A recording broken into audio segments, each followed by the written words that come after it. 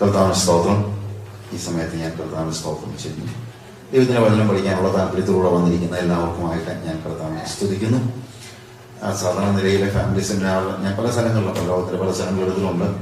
Normal വേയിൽ I ask people to sit as a family. ഭാര്യയും ഭർത്താവും വലത്തിരിക്കണമെന്ന് ഞാൻ സാധാരണ പറയാറുണ്ട്.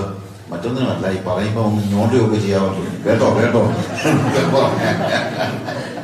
അല്ലാതെ വേറെ വലിയ കാര്യങ്ങളല്ല. കാര്യം എന്ന് വെച്ച് കഴിഞ്ഞാല് പിന്നെ ഇന്നിപ്പം അങ്ങനെ ഒരു അഡ്ജസ്റ്റ്മെന്റിനുള്ള സമയവും സാഹചര്യം നമുക്കില്ലാത്തത് കൊണ്ട് ഇന്നലെ ഞാൻ പറഞ്ഞായിരുന്നു, ആൾക്കൊരു സംശയങ്ങളോ മറ്റോ ഉണ്ടെങ്കിൽ ഫാമിലി കൗൺസിലിംഗ് ബന്ധങ്ങളല്ലാതാണെങ്കിലും ചില സംശയങ്ങളുണ്ടെങ്കിൽ അത് ചോദിക്കാൻ പറഞ്ഞിരുന്നു. ഒന്ന് രണ്ട് ചോദ്യങ്ങൾ എനിക്ക് കിട്ടിയിട്ടുണ്ട്. ഞാൻ ഫാമിലി കൗൺസിലിംഗ് ക്ലാസ് എടുക്കുന്ന മുമ്പ് ഒന്ന് പെട്ടെന്ന് ഒഴിച്ചു പറയാം. കൂടുതൽ സംശയങ്ങളുണ്ടെങ്കിൽ നമുക്ക് പേഴ്സണലി സംസാരിക്കാനായിട്ട് കഴിയും. ഈ ചോദ്യം, രണ്ട് ചോദ്യങ്ങളാണ് ഇതിനകത്ത് വന്നിരിക്കുന്ന ഒരു കാര്യം. ശാപം മുറിക്കുന്നവർ ഏത് ബൈബിൾ പാസേജാണ് അടിസ്ഥാനം ആക്കുന്നത്? വേദപുസ്തക അടിസ്ഥാനം എന്താണ്? പിന്നെ ടെറിട്ടോറിയൽ സ്പിരിറ്റ്സിനെ ഓടിക്കുന്നവർ വേദപുസ്തകത്തിന്റെ അടിസ്ഥാനം എന്താണ്? ഈ രണ്ട് കാര്യങ്ങളാണ് ചോദിച്ചിരിക്കുന്നത്. ഒളിയെ കുറച്ച് മതി, എല്ലാവരും കേട്ടാൽ മതി, കൂടുതൽ വേണ്ട. അപ്പം ഒന്നാമത്തെ കാര്യം, ഇത് രണ്ടും ഞാൻ ചെയ്യുന്ന കാര്യമല്ല, അതുകൊണ്ട് പിന്നെ അതത്ര വലിയ വിഷയമായിട്ടിരിക്കുന്നില്ല. ശവം മുറിക്കുക എന്നൊക്കെ പറയുന്നത് ഇതൊക്കെ ഓരോ ഈ പുതിയ പുതിയ കാര്യങ്ങൾ പറയുമ്പം കുറച്ച് ആളെ കൂട്ടാൻ പറ്റുമെന്നുള്ളതല്ലാതെ ഇതിനകത്ത് ബിബ്ലിക്കൽ ബേസിസ് ഒന്നും നമ്മൾ കാണുന്നില്ല. കാര്യം യേശു അപ്പോസ്തലന്മാരോ ആരും, യേശുവിന്റെ കാര്യം പോലും, യേശു നമുക്ക് പകരമായി കാൽവറി ക്രൂശിൽ മരിച്ചു. നമ്മളെ പാപത്തെയും ശാപത്തെയും എല്ലാം അതോടുകൂടെ നമ്മൾ ഇനിയിപ്പോൾ നമ്മൾ ശാപത്തിന്റെ കീഴിലല്ല. അത് നമ്മൾ മനസ്സിലാക്കണം. യേശുവിനാൽ വീണ്ടെടുക്കപ്പെട്ട വ്യക്തിക്ക് പിന്നെ ശാപം ഉണ്ടെന്ന് പറയുന്നത് യേശുവിന്റെ കാൽവറി ക്രൂശ് എല്ലാം തീർന്നില്ല, അത് അപര്യാപ്തമാണെന്നുള്ള ഒരു ചിന്തയാണ്. അങ്ങനെയല്ല. When Jesus died on the cross, he said, "Tetelestai," സകലതും കൊടുത്തു വീട്ടിയിരിക്കുന്നു എന്ന് പറയുന്നു. എന്നാ ഇതിന്റെ അർത്ഥം മനുഷ്യവർഗത്തിന്റെ, സകല മനുഷ്യവർഗത്തിന്റെയും പാപത്തിന്റെയും ശാപത്തിന്റെയും, പാപത്തിന്റെ അനന്തരഫലമാണ് ശാപം. ആ പാപത്തിന്റെയും ശാപത്തിന്റെയും കാര്യങ്ങൾ കർത്താവ് കാൽവറി ക്രൂശിൽ കൊടുത്തു വീട്ടി കഴിഞ്ഞു. ഇനിയിപ്പം നമുക്ക് ആ രീതിയിൽ ഉള്ള ശാപമോ പാരമ്പര്യ ശാപമോ അങ്ങനെയുള്ള കാര്യങ്ങളൊന്നും ഇല്ല. അത് നിങ്ങൾ മനസ്സിലാക്കണം. ദൈവത്തിന്റെ വചനം കൃത്യമായിട്ട് പറയുന്നുണ്ട്, അപ്പന്മാർ പച്ചമുന്തിരിങ്ങ തിന്നാൽ മക്കളുടെ പല്ല് പൊളിക്കത്തില്ല. ഇപ്പൊ ഈ പാരമ്പര്യ ശാപം എന്നൊക്കെ പറയുമ്പോൾ എനിക്ക് മനസ്സിലാകാത്ത കാര്യം ഇതാണ്, പാരമ്പര്യ ശാപം. പിന്നെ നമുക്ക് ദൈവത്തെ കുറിച്ചുള്ള അണ്ടർസ്റ്റാൻഡിങ് എന്താ? അത് തന്നെ നിങ്ങളൊന്ന് ആലോചിച്ച് നോക്കിയേ. ദൈവം ഇങ്ങനെ നമ്മളെ, ഇപ്പൊ ഞാൻ ഇന്ന് ദേവദാസന്മാരെ ഞങ്ങൾ ഒരുമിച്ചിരുന്നപ്പോൾ ഒരു സ്റ്റോറി എന്നോടൊരാൾ വന്നിട്ട് പറഞ്ഞതാണ്. ഒരാളുടെ ബിസിനസ് ഓട്ടി കഴിഞ്ഞിട്ട് ദുബായിലാണ്. അത് കഴിഞ്ഞിട്ട് അദ്ദേഹം ഒരു പാർട്ണർഷിപ്പിൽ മറ്റൊരു ബിസിനസ് തുടങ്ങി. പാർട്ണർ അയാളെ കളിപ്പിച്ചു. അത് കഴിഞ്ഞിട്ട് ഇദ്ദേഹം ഹൈലി ക്വാളിഫൈഡ് ആണ്, പക്ഷെ ഒരു സാധാരണ ജോലിക്ക് കയറി. ഭാര്യ മക്കളെ എല്ലാം നാട്ടിൽ വിട്ടു. അത് കഴിഞ്ഞിട്ട് ഇയാൾ ജോലി ചെയ്തുകൊണ്ടിരുന്നു, പക്ഷെ അയാൾക്ക് ശമ്പളം കൊടുത്തില്ല. അങ്ങനെ എല്ലാം കഴിഞ്ഞപ്പോൾ ഒരു പ്രവാചകൻ വന്നിട്ട് ഇദ്ദേഹത്തോട് പറഞ്ഞു, അപ്പൊ എൻ്റെ അടുത്ത് വന്ന് പറയുന്നത്, എൻ്റെ പൊന്നു സാറേ, സച്ചാൻ, ഞാൻ ദൈവദാസൻ വന്നതാണ്, എനിക്ക് വാസ്തവത്തിലൊരു സമാധാനമായത്. അദ്ദേഹം പറഞ്ഞു, ഇതൊന്നും നിന്റെ കുറ്റമല്ല, ഇതെല്ലാം നിന്റെ തലമുറയിൽ, 8ാമത്തെ തലമുറയിൽ ഒരു വല്യപ്പൻ അന്യാരാധന നടത്തിയിട്ടുണ്ട്, അതിന്റെ അനന്തരഫലമായി ഇതെല്ലാമെന്ന് അദ്ദേഹം പറഞ്ഞു. ഞാൻ ചോദിച്ചു, എടാ, നിന്റെ 8ാമത്തെ തലമുറയിൽ നീയും കണ്ടിട്ടില്ല, നിന്റെ വല്യപ്പൻ പോലും കണ്ടിട്ടില്ല. അങ്ങേര് അന്നൊക്കെ നമ്മുടെ വല്യപ്പന്മാരൊക്കെ ഒത്തിരി അന്യാരാധന നടത്തിയിട്ടുണ്ട്. എല്ലാവരുടെയും വല്യപ്പന്മാരൊക്കെ അന്യാരാധന നടത്തിയിട്ടുണ്ട്. അല്ലാതെ എന്താണെങ്കിലും നമ്മളതിന് സ്വർഗത്തിൽ നിന്ന് പൊട്ടിക്കണമെന്നല്ലോ. ഇതെല്ലാം അന്ന് ഒരു അന്യാരാധന നടത്തിയെന്ന് പറഞ്ഞ് അത് നോക്കിയിരുന്ന് നിന്നെ തകർക്കാൻ നോക്കുന്ന ഒരു ദൈവത്തെയാണോ നീ വിളിക്കുന്നത്? അത് തന്നെ ആലോചിച്ച് നോക്കി. ദൈവത്തെ കുറിച്ചുള്ള നമ്മുടെ അണ്ടർസ്റ്റാൻഡിങ് എന്താ? അങ്ങനെ നമ്മളെ ഒരു രീതിയിലും എങ്ങനെങ്കിലും നശിപ്പിക്കാൻ നോക്കിയിരിക്കുന്ന ഒരു ദൈവമല്ല. അതുകൊണ്ട് തന്നെ വല്യപ്പൂപ്പന്റെ കാലത്തെ ശാപം ഇപ്പോഴും മാറത്തില്ലെന്ന് പറയുന്നവർ ദൈവത്തെ കുറിച്ച് വളരെ മോശമായ ഒരു പിക്ചറാണ് നമുക്ക് തരുന്നത്. അത് നമ്മൾ മനസ്സിലാക്കണം. അങ്ങനെ ഇല്ല. ക്രിസ്തുവേശ്വരുള്ള നമ്മൾ യേശു ക്രിസ്തുവുമായിട്ടുള്ള ബന്ധത്തിലേക്ക് വന്നു കഴിഞ്ഞാൽ അവൻ നമ്മുടെ പാപങ്ങളെ മോചിക്കുന്നു. പാപങ്ങളെ മോചിക്കുമ്പോൾ പാപത്തിന്റെ ഫലമായിട്ടാണ് ശാപം ഉണ്ടായത്. ആ ശാപം കൂടെയാണ് അവൻ എടുത്തു കളയുന്നത്. അത് നിങ്ങൾ മനസ്സിലാക്കണം. എന്നാൽ പിന്നെ പാപം ചെയ്യരുത്. ഈ വ്യക്തിയുടെ പ്രശ്നം, ആ പ്രവാചകൻ വന്ന് ഈ മനുഷ്യനോട് പറഞ്ഞതിനകത്തെ ഒരു പ്രധാനപ്പെട്ട പ്രശ്നം എന്താണെന്ന് ചോദിച്ചു കഴിഞ്ഞാൽ, അയാൾ വന്ന് പറഞ്ഞത് ഇതൊന്നും നിന്റെ കുറ്റമല്ല. ഒരു പ്രവാചകൻ, ഞാൻ പറഞ്ഞതെന്ന് ചോദിച്ചു കഴിഞ്ഞാൽ അപ്പോഴിവനൊരു ആശ്വാസമായത്, എന്തോ ഇത് എന്റെ കുറ്റമല്ല. പ്രിയമുള്ളവരെ, അങ്ങനെ പറഞ്ഞു കഴിഞ്ഞാൽ തന്നെ ഈ ബാലപരിശാപ അവസരം പോലും കിട്ടത്തില്ല. കാര്യം എന്തോ വന്നാലും ആരുടെ കുറ്റമാണ്? അപ്പൂപ്പന്മാർ ചെയ്ത കുറ്റമാണ്. ഇതൊന്നും വേദപുസ്തകത്തിലില്ല. പൗലോസ് ആരുടെയെങ്കിലും ശാപം വിളിച്ചാൽ നിങ്ങൾ കേട്ടിട്ടുണ്ടോ? പത്രോസ് ആരുടെയെങ്കിലും ശാപം വിളിച്ചാൽ നിങ്ങൾ കേട്ടിട്ടുണ്ടോ? അതൊന്നും ഇല്ലാതെ ഇപ്പോഴെന്തോന്നാ ഈ വലിയ കാര്യമായിട്ട് വന്നിരിക്കുന്നത്? അതേപോലെയൊക്കെ പത്രോസിനേക്കാളും പൗലോസിനേക്കാളും ഒക്കെ വലിയ പാർട്ടികളാ എന്ന ഇവരുടെ ചിന്ത. അങ്ങനെ അവർ പറയുന്നത്, പലരും പറയുന്ന അങ്ങനെ ഇല്ലേ? പലരും പറയുന്നത് കർത്താവിന്റെ വചനം യൂദായുടെ ലേഖനത്തിൽ പറഞ്ഞ കാര്യമുണ്ട്. വിശുദ്ധന്മാർക്ക് ഒരിക്കലായി ഫലമേൽപ്പിച്ച വിശ്വാസം, ഒരിക്കലായി ഫലമേൽപ്പിച്ച വിശ്വാസമാണ്. ആ വിശ്വാസത്തിന് വിരോധമായിട്ട് പുതിയതൊന്ന് എന്നോടൊരിക്കൽ ഈ ഇതുപോലുള്ള ഒരു ശുശ്രൂഷയൊക്കെ ചെയ്യുന്ന ഒരാളാണ്, ഞങ്ങൾ ട്രെയിനിലുണ്ടായിരുന്നപ്പോൾ എന്നോട് ചോദിച്ചു, ഇപ്പൊ സാജീവൻ ഞാനൊരു ബുക്ക് വായിച്ചുകൊണ്ടിരിക്കുകയായിരുന്നു, ഹിന്ദുവിലാണെന്ന് തോന്നുന്നു, എന്തോ വായിക്കുന്നെന്ന് ചോദിച്ചു. അപ്പൊ ഞാൻ പറഞ്ഞു മാഡം ഗയോയുടെ ഒരു ബുക്കാണ്. മാഡം ഗയോ അയാൾ അതല്ല. ഞാൻ പറഞ്ഞു അത് ഒരു 3-4 നൂറ്റാണ്ടിന് മുമ്പുള്ള ഒരു വിശുദ്ധയായ ഒരു സ്ത്രീയാണ്, അവരുടെ ഒരു ബുക്കാണ്. പ്രയറിനെ കുറിച്ചുള്ള സ്പിരിച്വൽ ടോളറൻസ് ഞാൻ വായിച്ചിട്ടുണ്ടെന്ന് ഞാൻ ചിന്തിക്കുന്നു. സ്പിരിച്വൽ ടോളറൻസ് ഒരു ബുക്കാണ്, ഒത്തിരി പേരെ സ്വാധീനിച്ച, മുടി എല്ലാവരെയും സ്വാധീനിച്ച ബുക്കാണ്. സാജു അതല്ല നമുക്ക് വേണ്ടത്. നമുക്ക് വേണ്ടത് പുതിയതാണ്, ഇപ്പോൾ ലഭിച്ചത്. അവരൊക്കെ പഴയ ആൾക്കാരില്ല, അതൊക്കെ പോട്ടെ, ഇപ്പോൾ ലഭിച്ചത്. അങ്ങനെയൊന്നുമില്ല പ്രിയമുള്ളവരെ. നേരത്തെ ഉള്ളതാണ് കർത്താവ് ഇപ്പോഴും തരുന്നത്. ദൈവത്തിന്റെ തിരുവചനത്തിൽ ഇല്ലാത്ത ഒരു ഉപദേശവുമായിട്ട് ആര് വന്നാലും അത് നമ്മൾ അക്സെപ്റ്റ് ചെയ്യരുത്, അത് നമ്മൾ സ്വീകരിക്കരുത്. ഇയാളെ പെന്തിക്കോസിലെ ഒരു പാസ്റ്റർ പറയുന്നത് കേട്ടു, നിങ്ങളെന്തിനാ ഈ വേദപുസ്തകത്തിൽ പൗലോസ് എഴുതിയ ലേഖനമൊക്കെ വായിക്കുന്നത്? നിങ്ങളെ അപ്പോസ്തലൻ ആരാണോ അത് നിങ്ങൾ കണ്ടെത്തണം. ആ അപ്പോസ്തലനാണ് നിങ്ങൾക്ക് ലേഖനം എഴുതുന്നത്. I am not joking. പെന്തിക്കോസിലെ ഒരു പാസ്റ്റർ പറഞ്ഞതാണ്, ആ അപ്പോസ്തലനാണ് ലേഖനം എഴുതേണ്ടത്. അതുകൊണ്ട് നിങ്ങൾക്കൊരു അപ്പോസ്തലൻ ഉണ്ടായിരിക്കണം, ആ അപ്പോസ്തലന്റെ ലേഖനങ്ങളാണ് നിങ്ങൾ വായിക്കേണ്ടത്. വളരെ മോശമായ രീതിയിൽ അദ്ദേഹം പറഞ്ഞതുപോലും. അദ്ദേഹം പറഞ്ഞത് എന്നാന്ന് ചോദിച്ചു കഴിഞ്ഞാൽ, എനിക്കിവിടെ പറയാൻ തന്നെ നാമമാണ്. അദ്ദേഹം പറഞ്ഞു, വേറൊരുത്തൻ അവന്റെ ഭാര്യയ്ക്ക് എഴുതിയ കത്ത് വായിച്ച് നിങ്ങൾ രസിക്കുമോ? പൗലോസ് കൊരിന്ത്യർക്ക് ലേഖനം എഴുതിയെങ്കിൽ അത് കൊരിന്ത്യർക്കുള്ളതാണ്. ഈ തരത്തിലുള്ള വൃത്തികെട്ട ഭാഷ ഉപയോഗിക്കാൻ പോലും മടിയില്ലാത്ത ഉപദേശിമാര് ഇറങ്ങിയിരിക്കുന്ന ഒരു കാലയളവ് ഞാൻ പറഞ്ഞ മനസ്സിലാക്കണം. അതുകൊണ്ട് ഞാൻ പറഞ്ഞത്, പൗലോസ് പറയുന്നു, ഞങ്ങൾ നിങ്ങളോട് അറിയിച്ചതൊഴിച്ച്, നമ്മൾ സുറിയാനി സഭകളിലൊക്കെ ഞങ്ങൾ നിങ്ങളോട് അറിയിച്ചൊഴിച്ച് ഇനി ഒരുത്തൻ വന്ന് നിങ്ങളോട് അറിയിച്ചാൽ വാനവനക്കലും ആ ദൂതൻ താനേൽക്കും സഭയിൽ ശാപം. ഇത് പൗലോസ് ഗലാത്യ ലേഖനത്തിൽ പറയുമ്പോൾ വേറൊരുത്തിനാകട്ടെ ഞങ്ങൾ തന്നെ ആകട്ടെ എന്നാണ് പറഞ്ഞിരിക്കുന്നത്. അതായത് ഞാൻ ദൈവത്തിന്റെ വചനത്തിൽ നിന്ന് ഞാൻ പറഞ്ഞതിന് വിരോധമായി നാളെ ഞാൻ തന്നെ പറഞ്ഞാലും ഞാൻ ശപിക്കപ്പെട്ടില്ല.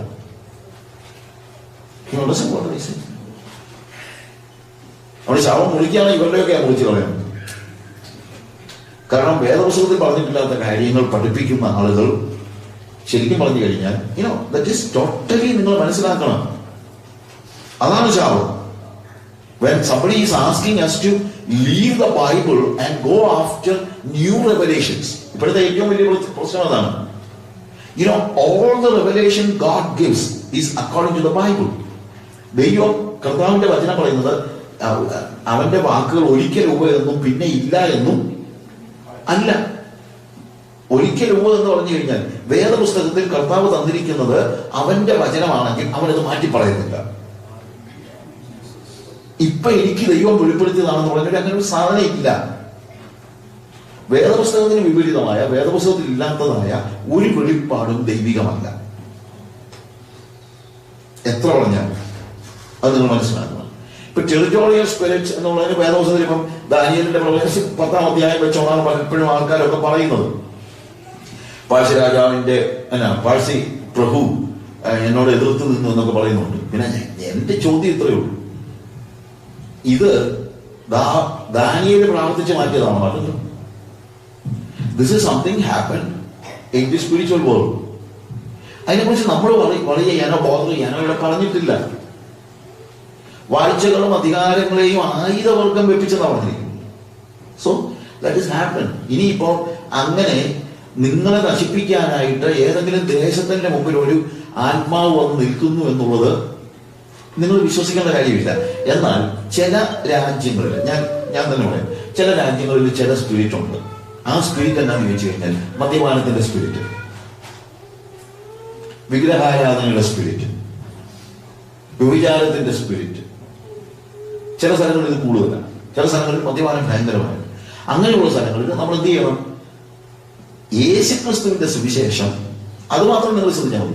യേശുവിന്റെ സുവിശേഷം അവർക്ക് പ്രകാശിക്കാതിരിക്കേണ്ടതിന് ഈ ലോകത്തിന്റെ ദൈവം കണ്ണ് കുരുടാക്കിയിട്ടുണ്ടെങ്കിൽ അതിൽ നിന്ന് അവർക്ക് വിടുതൽ പ്രാപിക്കാനായിട്ട് നിങ്ങൾ പ്രാർത്ഥിച്ച് ജയമെടുക്കണം.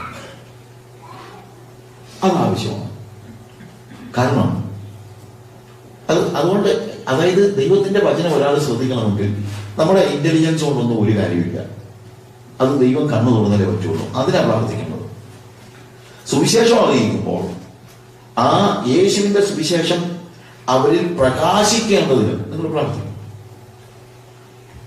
അതിനെ തടയുന്നതായ മേ ബി മെനി സ്പിരിറ്റ്സ്, ചില ബൈൻഡിങ്സ് ഉണ്ട്, ചില സ്വഭാവങ്ങളുടെ അഡിക്ഷൻസ് ഉണ്ട്. ആ അഡിക്ഷൻസ് മാറ്റാനായിട്ട് നിങ്ങൾ പ്രാർത്ഥിക്കണം. അല്ലാതെ ആകാശത്തോട് അങ്ങോട്ടും ഇങ്ങോട്ടും പറന്നു നടക്കുന്ന സ്പിരിറ്റ് ഒന്നും അല്ല ഇത്. I hope you understand. Okay, ഞാൻ പറഞ്ഞ മനസ്സിലായല്ലോ? എന്തോ ഒന്നും മിണ്ടാതെ പേടിയാൻ പറ്റും. ഇനി അങ്ങനെ പറഞ്ഞു എല്ലാ സ്പിരിറ്റ് വല്ലതും നമ്മളെ ആക്രമിച്ചാൽ ഒരു കാര്യം നിങ്ങൾ മനസ്സിലാക്കണം. ഒന്ന്, ഈ വസ്തു ചിലരുടെ പ്രശ്നമുണ്ട്. ചിലർ ഒരു വീട്ടിൽ ചെന്നാൽ കഴിക്കത്തില്ല, അമ്മായിയമ്മ എനിക്ക് കൈവശം തരുന്നു, അതാണെന്നാണ് പറഞ്ഞത്. പ്രിയമുള്ളവരെ, ഇതൊക്കെ ജാതീയമായ ചിന്തകളാണ്. ഒരു സ്പിരിറ്റ് ഒരാളിൽ കയറുന്നത് വസ്തുവിലൂടെയല്ല. ഹോളി സ്പിരിറ്റ് നിങ്ങൾ സ്വീകരിച്ച വസ്തുവിലൂടെയാണോ? അല്ലല്ലോ. ആണോ? അങ്ങനെയാണെങ്കിൽ നിങ്ങൾ ആരുടെ ഏത് ഭക്ഷണം കഴിച്ചാലും നിങ്ങളിൽ ഒരു സ്പിരിറ്റും കയറത്തില്ല. നിങ്ങളുടെ പരിശുദ്ധാത്മാവ് ഉണ്ടെങ്കിൽ ഒരു സ്പിരിറ്റും നിങ്ങളുടെ കയറത്തില്ല. ഞാൻ ദുർമന്ത്രവാദികളുടെ കോട്ടയിലാണ് താമസിക്കുന്നത്. നിങ്ങൾക്കറിയാമല്ലോ, ആഫ്രിക്കയിൽ ബ്ലാക്ക് മജീഷ്യൻസിന്റെ കോട്ടയിലാണ്. പാസുമാർ ഉൾപ്പെടെ പേടിയാണ്. അവരെ കുറ്റം പറഞ്ഞിട്ട് കാര്യമില്ല. അവർക്ക് ബ്ലാക്ക് മാജിക് ഒക്കെ ഭയങ്കര റിയലാണ്. അവരതിന്റെ ദൂഷ്യവശങ്ങൾ കണ്ടുകൊണ്ടിരിക്കുന്നത്. അവിടെ ഞാൻ പറഞ്ഞിട്ടുണ്ട്, നിങ്ങൾ ചെന്ന് പറയാം, ഇന്ത്യയിൽ ഒരു മിഷണറി വന്ന് ഈ ബ്ലാക്ക് മാജിക്കിനെ ഒക്കെ എതിർത്ത് സംസാരിക്കുന്നു, അതുകൊണ്ട് ഇയാൾക്കെതിരെ നമുക്കൊരു വലിയ മന്ത്രവാദം ചെയ്യണം, നമ്മൾ ചെയ്യിച്ചു. എനിക്ക് ഏക്കത്തില്ല.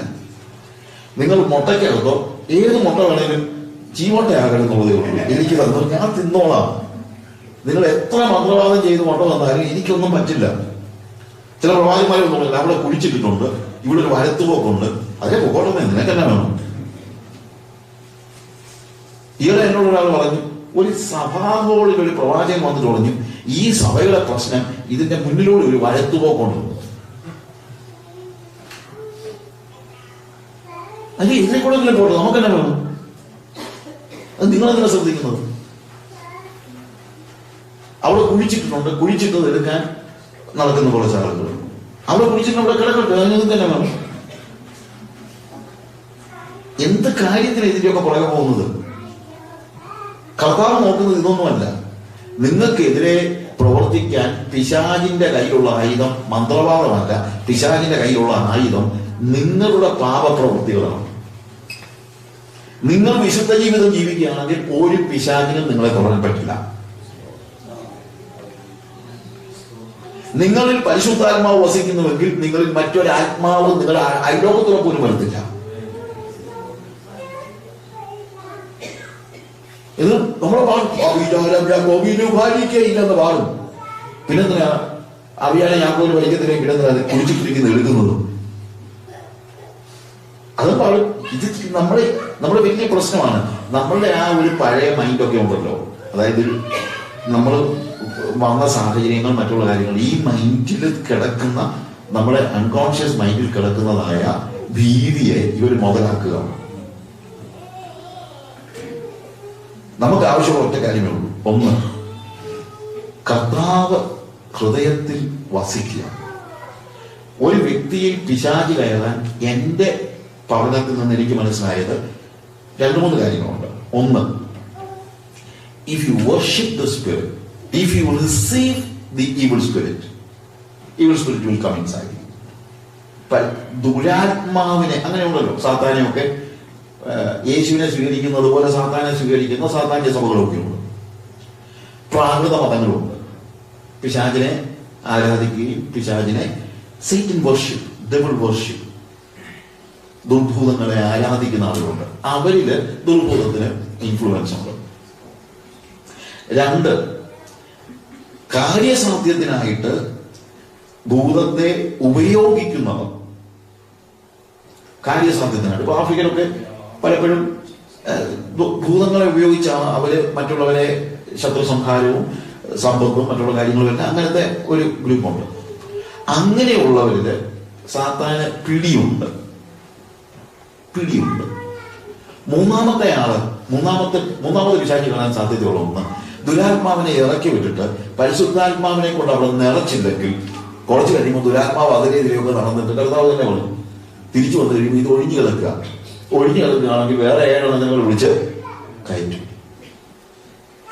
ഇതാണ് 3, ഞാൻ പഠിച്ചിടത്തോളം ഈ 3 സാഹചര്യത്തിൽ മാത്രമേ ഒരു വ്യക്തിയിൽ പിശാച് കയറത്തുള്ളൂ. ഇതെന്നെ പോയിന്റ്. അതുകൊണ്ട് എന്ത് ചെയ്യണം? സാധാരണ ഇറക്കി വിട്ടാൽ മാത്രം പോരാ, എന്ത് ചെയ്യണം? പരിശുദ്ധാത്മാവിനാൽ അതിനെ നിറച്ചു കഴിഞ്ഞാൽ ഒരു പിശാചിനും കയറാൻ പറ്റില്ല. ചിലർക്ക് പേടിയാ. ചിലപ്പോൾ ആളുകൾ പറയും ബ്രദറെ പ്രാർത്ഥിക്കുമ്പോൾ സൂക്ഷിച്ചു വേണം, ഭൂതത്തിന് വേണ്ടി അത് തിരിച്ചടിക്കുമെന്ന്. അങ്ങനെയാണെങ്കിൽ ഞങ്ങളൊക്കെ എന്തോ ചെയ്യണം? എന്നും ഭൂതത്തെ ഇറക്കുക ആഫ്രിക്കയിലെ ഒരു പ്രധാനപ്പെട്ട ജോലി. ഇപ്പൊ ഭൂതം എന്റെ മേൽ കാണണം. അങ്ങനെയാണെങ്കിൽ ഇറക്കത്തിൽ നമ്മൾ എന്റെ അടുത്ത് വന്നു കഴിഞ്ഞാൽ എന്തൊരു മണ്ഡലത്തിലാണ് പറയുന്നത്, എന്തൊരു മണ്ഡലത്തിൽ. ചില രോഗികൾക്ക് വേണ്ടി പ്രാർത്ഥിക്കാൻ പേടിയാ. ആ രോഗം നമുക്ക് വന്നാലും പരിഞ്ഞ വരട്ടെ. ചിലപ്പോൾ അങ്ങനെയുണ്ട്. നമ്മളിവിടെ കണ്ടു തിരിച്ചടിക്കുന്നൊന്നുമല്ല. ഞാൻ ആന്ധ്രാപ്രദേശിലുള്ള പ്രാവശ്യം, ഇപ്പോഴല്ല, ഒരു 30 years ബാക്ക് ആന്ധ്രയില് ഞാൻ കുറച്ച് ദിവസങ്ങൾ ശുശ്രൂഷയിലാണ്. അപ്പം ഞാൻ ഈ കേരളത്തിൽ കോളേജ് സ്റ്റുഡൻസിനിടയ്ക്ക് വർക്ക് ചെയ്തുകൊണ്ടിരുന്നത് ആ സമയത്ത് അവിടെ ഇങ്ങനത്തെ ഭൂതമോ അങ്ങനത്തെ പ്രശ്നങ്ങളൊന്നും ഇല്ലല്ലോ. അങ്ങനത്തെ ഒന്നും നമുക്ക് അനുഭവിക്കുന്നില്ല. ആന്ധ്രയിൽ ചെന്ന് കഴിഞ്ഞപ്പോഴത്തേക്ക് മുഴുവൻ പ്രശ്നങ്ങളാണ്. അപ്പൊ അവിടെ ഞാൻ ചെന്ന് ഒരു സ്ഥലത്ത് ഇതേപോലെ തന്നെ ഞാൻ പ്രസംഗിക്കേണ്ട സമയമായപ്പോൾ അതിന് മുമ്പ് ഒരു സ്ത്രീക്ക് ഭൂതം തുടങ്ങി ഭയങ്കര ആർട്ടവും എന്തറിയാമല്ലോ അങ്ങനത്തെ ഇതെല്ലാം. ആ സമയത്ത് എൻ്റെ ഞാൻ അവിടെ നിന്ന് കർത്താവേ, എനിക്ക് ഞാൻ പ്രസംഗിക്കുമ്പോൾ ഇവിടെ കിടന്ന് വെള്ളമൊക്കെ ഉണ്ടാക്കി കഴിഞ്ഞാൽ എനിക്ക് അത്രയും അങ്ങോട്ട് ഇത് അഡ്ജസ്റ്റ് ചെയ്യാൻ പറ്റത്തില്ല. അതുകൊണ്ട് നീ എന്താണെന്ന് വെച്ചാൽ ചെയ്യണം. ഇങ്ങനെയൊക്കെ ഞാൻ പറയുന്നത്. ഞാൻ കർത്താവായിട്ട് നല്ല ഡാൻസാണ്. ഇങ്ങനെയൊക്കെ പറയാനൊന്നും എനിക്ക് മടിയൊന്നുമില്ല. എന്നിട്ട് ഞാൻ എണീറ്റിട്ട് അപ്പോൾ തെലുങ്കിലോട്ട് ട്രാൻസ്ലേറ്റ് ചെയ്യും. ഞാൻ ഇംഗ്ലീഷിൽ പ്രസംഗിക്കുന്നത് തെലുങ്കിലോട്ട് ട്രാൻസ്ലേറ്റ് ചെയ്യണം. അപ്പോൾ ഞാൻ പറഞ്ഞ് I'm here to preach the gospel because God has anointed me to preach the gospel. അപ്പോൾ അയാൾ അത് ട്രാൻസ്ലേറ്റ് ചെയ്തു. And when Jesus was sending his disciples to preach gospel, he was giving authority not only to preach but also to cast out demons. അതും ഇയാൾ translate ചെയ്തു. എന്നിട്ട് ഞാൻ പറഞ്ഞു, with that authority I'm casting out the demon in that woman എന്ന് ഞാൻ ഇങ്ങനെ പറഞ്ഞതുള്ളൂ. അത് ട്രാൻസ്ലേറ്റ് ചെയ്തില്ല. ഇവർ എടുത്തടിച്ച് താഴെ ഭൂതം പുറത്തു പോയി. ഞാൻ പിന്നെ 1.5 മണിക്കൂർ പ്രസംഗിച്ചു. പ്രശ്നം എന്നറിയാമോ? തിരിച്ച് ഞാൻ താമസിക്കുന്നിടത്തായിരുന്നു. ഞാൻ ടോട്ടലി വയ്യാതായി. ഞാൻ സ്റ്റാർട്ടഡ് വോമിറ്റിംഗ്. നമ്മൾ പറയുന്ന പോലെ തിരിച്ചറി എന്നുള്ള ഒരു. അപ്പൊ ഞാനത് ഫെയിന്റ് ആയി. 14 ദിവസത്തെ മീറ്റിംഗാണ്. അപ്പൊ എന്നെ വിളിച്ച ആളുകൾക്ക് ഒരു പേടിയായി പോയി. കാര്യം അറേഞ്ച് ചെയ്ത മീറ്റിങ്ങിന് ആളുകൾ ഞാൻ പറഞ്ഞു അതൊന്നും പേടിക്കണം, എന്നെ കൊണ്ടങ്ങ് നിർത്തിയാൽ മതി, ഞാൻ പ്രസംഗിച്ചോളാം എന്ന് പറഞ്ഞു. Then you know, I was in a trance. കർത്താവ് എന്നോട് ഇടപെടാൻ തുടങ്ങി, സംസാരിക്കാൻ തുടങ്ങി. അപ്പൊ കർത്താവ് എന്നോട് ചോദിച്ചു, how is your stay? Is it comfortable? അപ്പൊ ഞാൻ അങ്ങോട്ട് പോയപ്പം ട്രെയിനിലിരുന്ന് ഞാൻ കർത്താവിനോട് ചോദ്യം ചോദിച്ചു.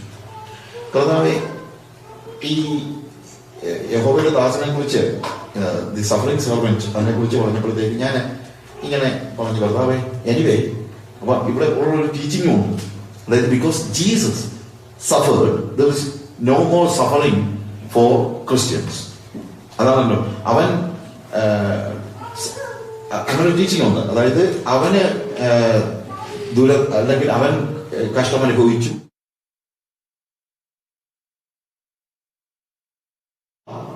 എന്തോ നമുക്ക് രോഗം ഉണ്ടാകത്തില്ല, നമുക്ക് അസുഖം ഉണ്ടാകത്തില്ല, നമുക്ക് അതുണ്ടാകത്തില്ല, ഇതുണ്ടാകത്തില്ല എന്നൊക്കെ ഉള്ള ഒരു ടീച്ചിങ്, റോങ് ടീച്ചിങ് ആണ്. അപ്പോൾ അതാണ് ഇവിടെ പറയുന്നത്.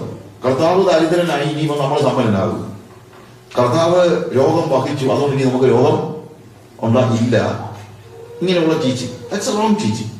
അപ്പോൾ ഞാൻ ഇങ്ങോട്ട് വന്നപ്പോൾ 30 വർഷം മുമ്പത്തെ കാര്യമാണ്. അപ്പൊ ഞാൻ കർത്താവിനെ ചോദിച്ചു, ഏതാണെങ്കിലും നീ ഇത്ര സഫർ ചെയ്തില്ലേ, പിന്നെ ഞാനിതിനെ ഇനി സഫർ ചെയ്യുന്നത്, ഞാനിതിനാണ് സഫർ ചെയ്യുന്നത്. That's A natural question. പക്ഷെ എനിക്കൊരു ആൻസർ കിട്ടിയില്ല. പക്ഷേ ഞാൻ ഫെയിൻറ്റഡായി, ഞാൻ ട്രാൻസിലായപ്പോൾ കർത്താവ് എന്നോട് സംസാരിച്ചു. അപ്പോൾ കർത്താവ് ചോദിച്ചു, നിന്റെ സ്റ്റേ എങ്ങനെയാണ്? Good. And also people are appreciating you and you get all the honour, right? Natural. അപ്പോൾ ഞാൻ പറഞ്ഞു യെസ്.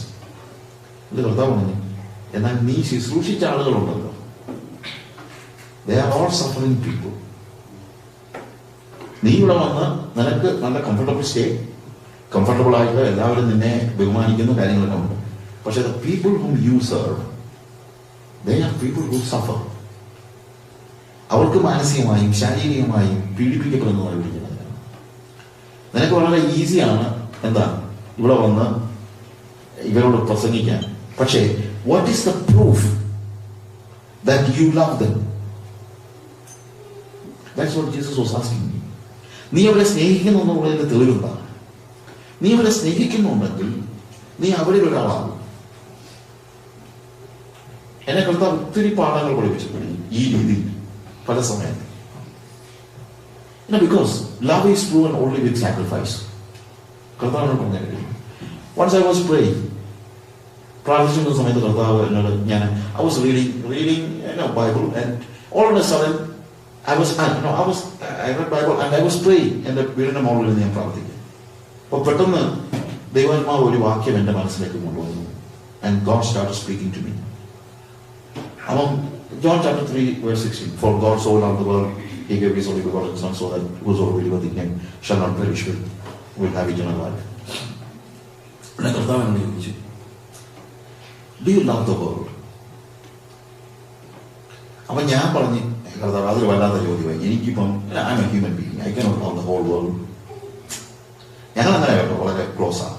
അപ്പൊ അതുകൊണ്ട് ഉള്ള കാര്യം പറയണമല്ലോ. ഞാൻ പറഞ്ഞു, എനിക്കിപ്പോൾ അങ്ങനെ ലോകത്തെ മുഴുവൻ സ്നേഹിക്കാനൊന്നും ഞാൻ അങ്ങനെയൊന്നും അത്രയും വലിയ കാര്യങ്ങളൊന്നും എനിക്കില്ല. അപ്പൊ അതുകൊണ്ട് I cannot love the whole world.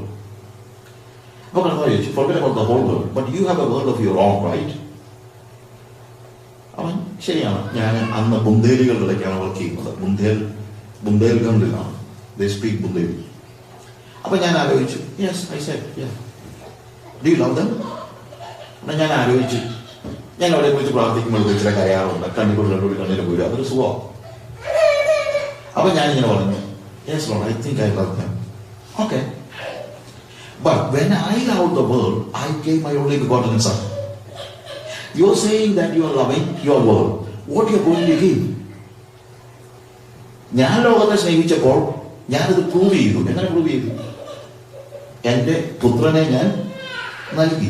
നീ പറയുന്നു നീ ഈ ലോകത്തെ സ്നേഹിക്കുന്നുവെന്ന്, പക്ഷെ നീ എന്താ കൊടുക്കാൻ പോകുന്നത്? So that was a shocking thing to me. ഞാൻ ടെറസിനെ കൊണ്ടിരുന്ന് പ്രാർത്ഥിക്കുക. I came down and ജസി ഞാനും അന്ന് മൂത്ത മോളേ ഉള്ളൂ. So we sat together and I told them, love is proven only with sacrifice.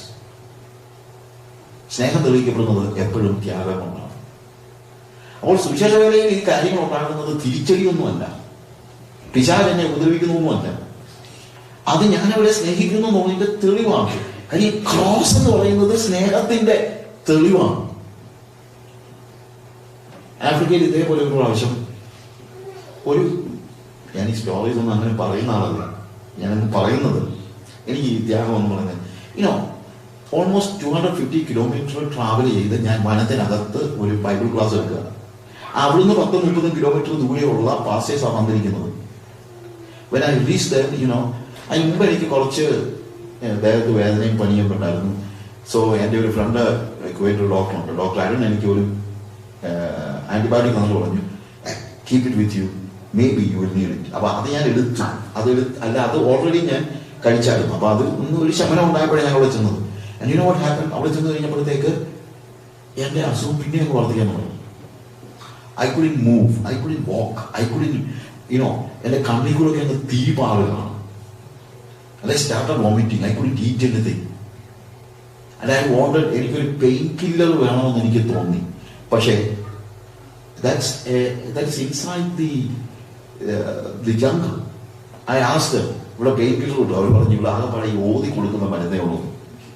അതായത് ഈ മന്ത്രവാദികൾ, വൈറ്റ് മജീഷ്യൻസ് ഉണ്ട്, അതേ ഉള്ള ആകെപ്പാട്. അതെനിക്ക് കഴിക്കാൻ മനസ്സില്ല. അതുകൊണ്ട് സഫറിങ് ലൈക്ക് എനിത്തിങ്. ഞാൻ ഇന്നത്തെ ക്ലാസ് എടുത്തു, വേറെ ആരും ഇല്ല, റിസോഴ്സ് പീപ്പിൾ ഇല്ല. ആൻഡ് ദ ബിഗസ്റ്റ് തിങ്, എനിക്ക് ആരെങ്കിലും എനിക്ക് വേണ്ടി ഒന്ന് പ്രാർത്ഥിക്കണമെന്ന് എനിക്ക് ആഗ്രഹമുണ്ട്. ദ പ്രോബ്ലം, എൻ്റെ കൂടെ അവിടുത്തെ ഏരിയ സൂപ്രണ്ടുണ്ട്. പുള്ളിയോടൊന്ന് പ്രാർത്ഥിക്കാൻ പറഞ്ഞാൽ പുള്ളി പ്രാർത്ഥിക്കുന്നത് പോർച്ചുഗീസിലാണ്. എനിക്കാണ് ഇംഗ്ലീഷിലോ മലയാളത്തിലോ ആരെങ്കിലും ഒന്ന് പ്രാർത്ഥിക്കണമെന്ന് ഭയങ്കര ആഗ്രഹം. എന്നാൽ പിന്നെ ആരെങ്കിലും ഫോൺ ചെയ്യാന്ന് പറഞ്ഞാൽ ഫോണില്ല. So I felt I am alone. I was totally abandoned. First day, second day, third day, they thought that I am going to die. After the third day, അവർ പറഞ്ഞു, so we are going to finish next day, tomorrow, there's no meeting. ഒരാഴ്ച എന്നെ കൊണ്ടുപോയതാണ്. കാര്യം അത്രയും ദൂരെ ചെന്ന് കഴിഞ്ഞിട്ട് പിന്നെ പെട്ടെന്ന് പോകുന്ന കഴിഞ്ഞിട്ട് കാര്യമില്ലെന്ന് വിളിച്ചു. എനിക്ക് ഭയങ്കരമായിട്ട്. അപ്പം അന്ന് രാത്രി, അതായത് ഞാൻ പൊരുന്നതിന്റെ തലേ രാത്രിയിൽ, what happened? God told me something very interesting. God told me, ഇന്ന് കണ്ട മിസ്രൈമിനെ ഇനി നാളെ കാണുകയില്ല. എനിക്ക് ഭയങ്കര ആശ്വാസമായി. ഞാൻ ഇച്ചിരി ഓടി, മറ്റേ ഉറങ്ങിയിട്ടില്ല. 3 days I didn't sleep. And on the 4th day, I slept for some time. എന്തുകൊണ്ടാ ഇങ്ങനൊരു പ്രോമിസ് കിട്ടി. അപ്പോൾ 2 മണിക്കൂർ ഞാൻ ഉറങ്ങി. അപ്പൊ ഞാൻ ചിന്തിച്ചു, അസുഖം ഏതാണെങ്കിലും ഭേദമായില്ല. കാര്യം കർത്താവ് എന്താ ചെയ്തു? പ്രോമിസ് ചെയ്തു, ഇന്ന് കണ്ട മിസ്രൈമിനെ നീ നാളെ കാണുകയില്ല. പക്ഷേ പിറ്റേ ദിവസം എണീറ്റപ്പം, പിറ്റേ ദിവസം ഒന്നും വേണ്ട, 2 മണിക്കൂർ കഴിഞ്ഞ് എണീറ്റപ്പം മിസ്രൈമിന് അവിടെ തന്നെയുണ്ട്. അസുഖത്തിന് ഒരു കുറവുമില്ല. അത് കുറെ കൂടെ കൂടുതലായിട്ടേ ഉള്ളൂ. ഒരു മനുഷ്യൻ, ഞാൻ totally cut off from the world. വല്ലാത്തൊരു ഏകാന്തത. അപ്പൊ ഇയാള്, ഞാൻ സൂപ്രണ്ട് പറഞ്ഞു, സഞ്ജു വിൽ ഗോ ബാക്ക്. അയാൾ ഇംഗ്ലീഷ് അത്ര അറിയത്തില്ലായിരുന്നു. അപ്പൊ ആരുമില്ല, എനിക്ക് ട്രാൻസ്ലേറ്റ് ചെയ്യാൻ ഒരു പയ്യൻ വന്നിട്ടുണ്ട്. അവൻ അങ്ങനെ ഒരു പ്രാർത്ഥന മനുഷ്യൊന്നുമില്ല. I didn't want to ask him to pray for me and things. I mean, ഞാൻ ഹംബിൾ അല്ലാത്തതുകൊണ്ടല്ല, ബട്ട് സ്റ്റിൽ അവൻ ആ ഒരു ലെവലിലല്ല. ഒരു ട്രാൻസ്ലേറ്റർ എന്നുള്ളതേ ഉള്ളൂ. അവര് അറേഞ്ച് ചെയ്തതാണ്. എനിക്കങ്ങനെ ആ ഒരു ബന്ധവുമില്ല. And while I was coming back, കുറെ കഴിഞ്ഞിട്ടാണ് ഞാൻ തിരിച്ചു വരുന്നത്. തിരിച്ചു വരുന്ന കൂട്ടത്തിൽ എവിടെയോ വന്നപ്പം മൊബൈൽ വർക്ക് ചെയ്യാറുണ്ട്. അപ്പൊ ഞാൻ ജെസിയെ വിളിച്ചിട്ട് പറഞ്ഞു, we are going back to the city. എനിക്ക് കുറച്ച് അസുഖമാണ്. കൂടുതൽ പറയാൻ പറ്റുന്നില്ല, നാച്ചുറലി പേടിച്ചു പോലും പെണ്ണുങ്ങളല്ലേ. അപ്പൊ ഞാൻ ഇങ്ങനെ പറഞ്ഞു, ചില സുഖമില്ല, ഛർദിലൊക്കെ ഉണ്ട്. അപ്പൊ അവള് പറഞ്ഞു, ആശുപത്രിയിലൊന്നും പോയി അഡ്മിറ്റ് ആയേക്കില്ല കേട്ടോ, 20% എയ്ഡ്സ് ആവുന്നത്. അപ്പൊ ഞാൻ പറഞ്ഞു, കുഴപ്പമില്ല. ഞാൻ അരുണിനെ പിന്നെയും വിളിച്ചു. അരുണിനെ വിളിച്ചിട്ട് പറഞ്ഞു, അരുൺ അപ്പം സിറ്റി വന്നു കഴിഞ്ഞപ്പോൾ ഞാൻ വിളിച്ചിട്ട് പറഞ്ഞു, ആന്റിബയോട്ടിക് തീർന്നു. അപ്പം ആന്റിബയോട്ടിക് അവിടെ ഈ പറയുന്ന മെഡിസിൻ ഒന്നും കിട്ടത്തൊന്നുമില്ല ടൗണിൽ. അപ്പം അരുൺ, അതായത് നമ്മൾ പറയുന്ന മെഡിസിൻസ് ഒന്നും അവിടെ അവൈലബിൾ ആയിരിക്കത്തില്ല. പിന്നെ അരുൺ അതിന്റെ കോമ്പിനേഷൻ എനിക്ക് ടെക്സ്റ്റ് ചെയ്തു. ഞാൻ അത് കാണിച്ച് മരുന്ന് വാങ്ങിച്ചു. പിന്നെ ഒരു കോഴ്സ് ആന്റിബയോട്ടിക് എടുത്തു. എന്നിട്ട് ഞാൻ അവിടുന്ന് സമ്പസി ആയി നിന്ന് മപ്പുട്ടോയിൽ പോയി. മപ്പുട്ടോയിൽ പോയപ്പോൾ ഒരു ചെറിയൊരു ആശ്വാസം. പക്ഷെ മപ്പുട്ടോയിൽ ചെന്നപ്പോൾ എനിക്ക് പിന്നെ same thing.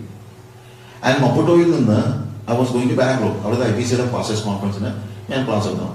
The first day രാവിലെ വന്നു, 6 o'clock ഫ്ലൈറ്റ് വന്നു. ബിഫോർ 6, 8 മണിക്ക് ഞാൻ സ്റ്റേജിൽ നിൽക്കുക.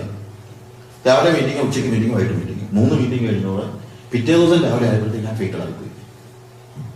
അവരെന്നെ വലിച്ചു നോക്കിക്കൊണ്ട് ഹോസ്പിറ്റലിൽ കൊണ്ടുപോയി. അവരെനിക്ക് എൻ്റെ ബോഡിയുടെ ബാക്ക്ഗ്രൗണ്ട് ഒന്നും അറിയാൻ വയ്യാതെ ഒരു അമിക്കാസിൻ ഇഞ്ചക്ഷൻ തന്നു. അമിക്കാസിൻ ഇഞ്ചക്ഷൻ കറക്റ്റാണ്, പക്ഷെ എൻ്റെ ബോഡിക്ക് പിടിക്കുന്നതാണ്.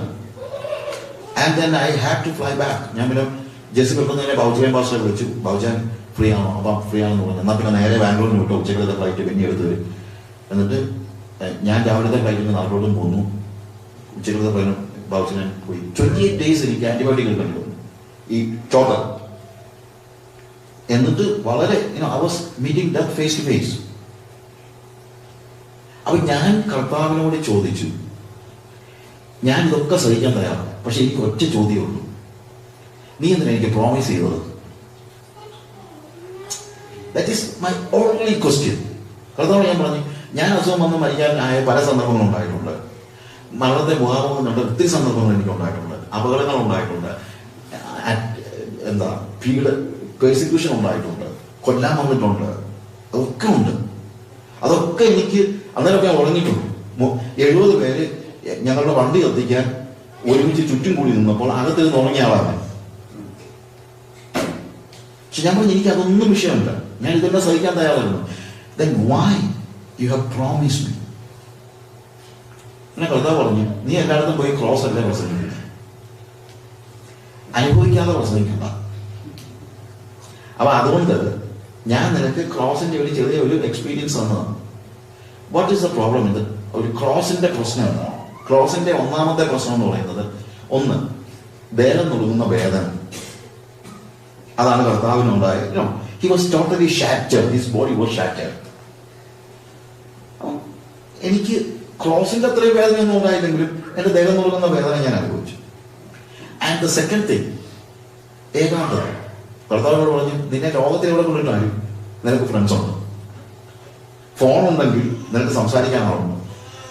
ക്രോസിലെ ഒരു അടുത്ത എക്സ്പീരിയൻസ് പറയുന്നത് സോളിറ്റ്യൂഡാണ്, ഏകാന്തത. There was nobody on the cross. യേശു അനുഭവിച്ച ഏറ്റവും പ്രധാനപ്പെട്ട കാര്യം ദേഹം നോക്കുന്ന വേദന ഒരു കാര്യം. അടുത്തത് ഇതാണ്. അപ്പം അതും അതിന്റെ ഒരു ചെറിയ പോർഷൻ. എന്നിട്ട് അടുത്തത് യേശു അനുഭവിച്ച ഏറ്റവും വലിയ പ്രശ്നം അബാൻഡൻഡ് എന്നുള്ള ഒരു ചിന്ത. എന്താണ് അബാൻഡൻ എന്ന് പറയുമ്പോഴത്തേക്ക്? ഉപേക്ഷിക്കപ്പെട്ടു എന്നുള്ള ഒരു ചിന്ത. എന്റെ ദൈവമേ നീ എന്നെ. അപ്പൊ ഒരാൾ കൈവിട്ടു എന്ന് എപ്പോഴാ തോന്നുന്നത്? പ്രോമിസ് കിട്ടിയിട്ട് മാറുമ്പോഴാണ് കൈവിട്ടു എന്ന് തോന്നുന്നത്. അല്ലെങ്കിൽ എന്താ, പ്രോമിസിലൊക്കെ പ്രശ്നമൊന്നുമില്ല. അപ്പൊ എനിക്കുള്ള എക്സ്പീരിയൻസ് അതുകൂടെയാണ്. കർത്താവ് പറഞ്ഞു, this is cross, you are preaching cross everywhere. അങ്ങനെ വെറുതെ ഒന്നും പ്രസംഗിക്കണ്ട. നിന്റെ സ്നേഹം ജെനുവിനാണെങ്കിൽ നീ ഇത് എക്സ്പീരിയൻസ് ചെയ്യണം. പിന്നെ കർത്താവ് പറഞ്ഞു, എന്ന് വെച്ചോണ്ട് നീ അങ്ങ് ക്രോസിലൊന്നും കയറിയൊന്നുമില്ല. ഈ അലുവ ഒക്കെ വാങ്ങിക്കാൻ പോകുമ്പോ ഒരു കഷ്ണം മുറിച്ച് കൊടുത്തിട്ട് ടേസ്റ്റ് ചെയ്ത് നോക്കാൻ പറയുള്ളൂ. അതുപോലെ ക്രോസിന്റെ ഇച്ചിരി ഒന്ന് ടേസ്റ്റ് ചെയ്യാൻ തന്നതേ ഉള്ളൂ, വേണം കൂടുതൽ. നമ്മളൊന്നും വേണ്ട, ഇത് തന്നെ നമുക്ക് സഹിക്കാൻ പറ്റുന്നില്ല. യേശു അനുഭവിച്ച ക്രോസുമായിട്ടൊന്നും നമുക്ക് ഒരിക്കലും ഒന്നും കമ്പയർ ചെയ്യാൻ കഴിയില്ല. ഞാൻ പറഞ്ഞതെന്ന് ചോദിച്ചു കഴിഞ്ഞാൽ, ഇതൊന്നും തിരിച്ചടിയല്ല, ഇതൊന്നും പിശാച് ചെയ്യുന്നതുമല്ല. പിശാചിന് നമ്മുടെ മേൽ അവകാശമില്ല. നിങ്ങളെ പിശാച് വിളിക്കും, അത് സൂക്ഷിച്ചോണം. നമ്മളെ അങ്ങനൊന്നും അല്ല ഇത് പിശാചിന്റെ പണിയല്ല. ഒരു വിശ്വാസിയുടെ ജീവിതത്തിൽ എന്ത് ദുരന്തങ്ങൾ വന്നാലും അത് വരുത്തുന്നത് പിശാചല്ല, അത് വരുത്തുന്നത് യേശുവാണ്. അതിനൊരു ലക്ഷ്യമുണ്ട്. എന്താണ്? അവന്റെ പുത്രന്റെ സ്വരൂപത്തോട് അനുരൂപരാകാനായിട്ട് നമുക്ക് നൽകുന്ന നല്ല അവസരങ്ങളാണ് നമുക്കുണ്ടാകുന്ന ഏത് കഷ്ടതയും. യോവേലിന്റെ പ്രവചനത്തിൽ കർത്താവ് പറയുന്ന ഒരു കാര്യമുണ്ട്. അപ്പൊ അതിന് ആദ്യം പറയുന്നത് തുള്ളൻ വെട്ടുക്കിളി തിന്നത് തന്നെ തുള്ളൻ ശേഷിപ്പിച്ചതിനെ ഓൾ ദീസ് ലോക്കസ്റ്റ് വന്ന് കഴിക്കുന്ന കാര്യമൊക്കെ പറയുന്നുണ്ട്. എന്നിട്ട് പറയുന്നുണ്ട്, ഞാൻ അയച്ച തുള്ളനും വെട്ടുക്കിളിയും പച്ചപ്പുഴുവും തിന്നതിന് ഞാൻ എന്റെ മഹാസൈന്യമായ തുള്ളനും പച്ചപ്പുഴുവും വെട്ടിലും തിന്ന കാലങ്ങൾക്ക് ഞാൻ നിനക്ക് മടക്കി തരുമെന്ന്. അപ്പോൾ എഴുതിയിരിക്കുന്നത്, ഈ തുള്ളൻ വന്നപ്പോഴേ, വെട്ടുക്കിളി വന്നപ്പോഴേ, പച്ചപ്പുഴു വന്നപ്പോഴൊക്കെ എല്ലാവരും ചിന്തിച്ച് ഇത് സാത്താൻ കൊള്ളുന്നതാണ്. പക്ഷെ കർത്താവ് പറയാ, അവൻ എന്റെ മഹാസൈന്യമാണ്. My point.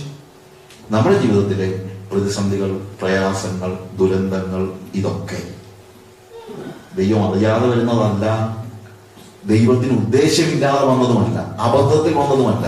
പിശാച് കൊണ്ടുവന്നതുമല്ല.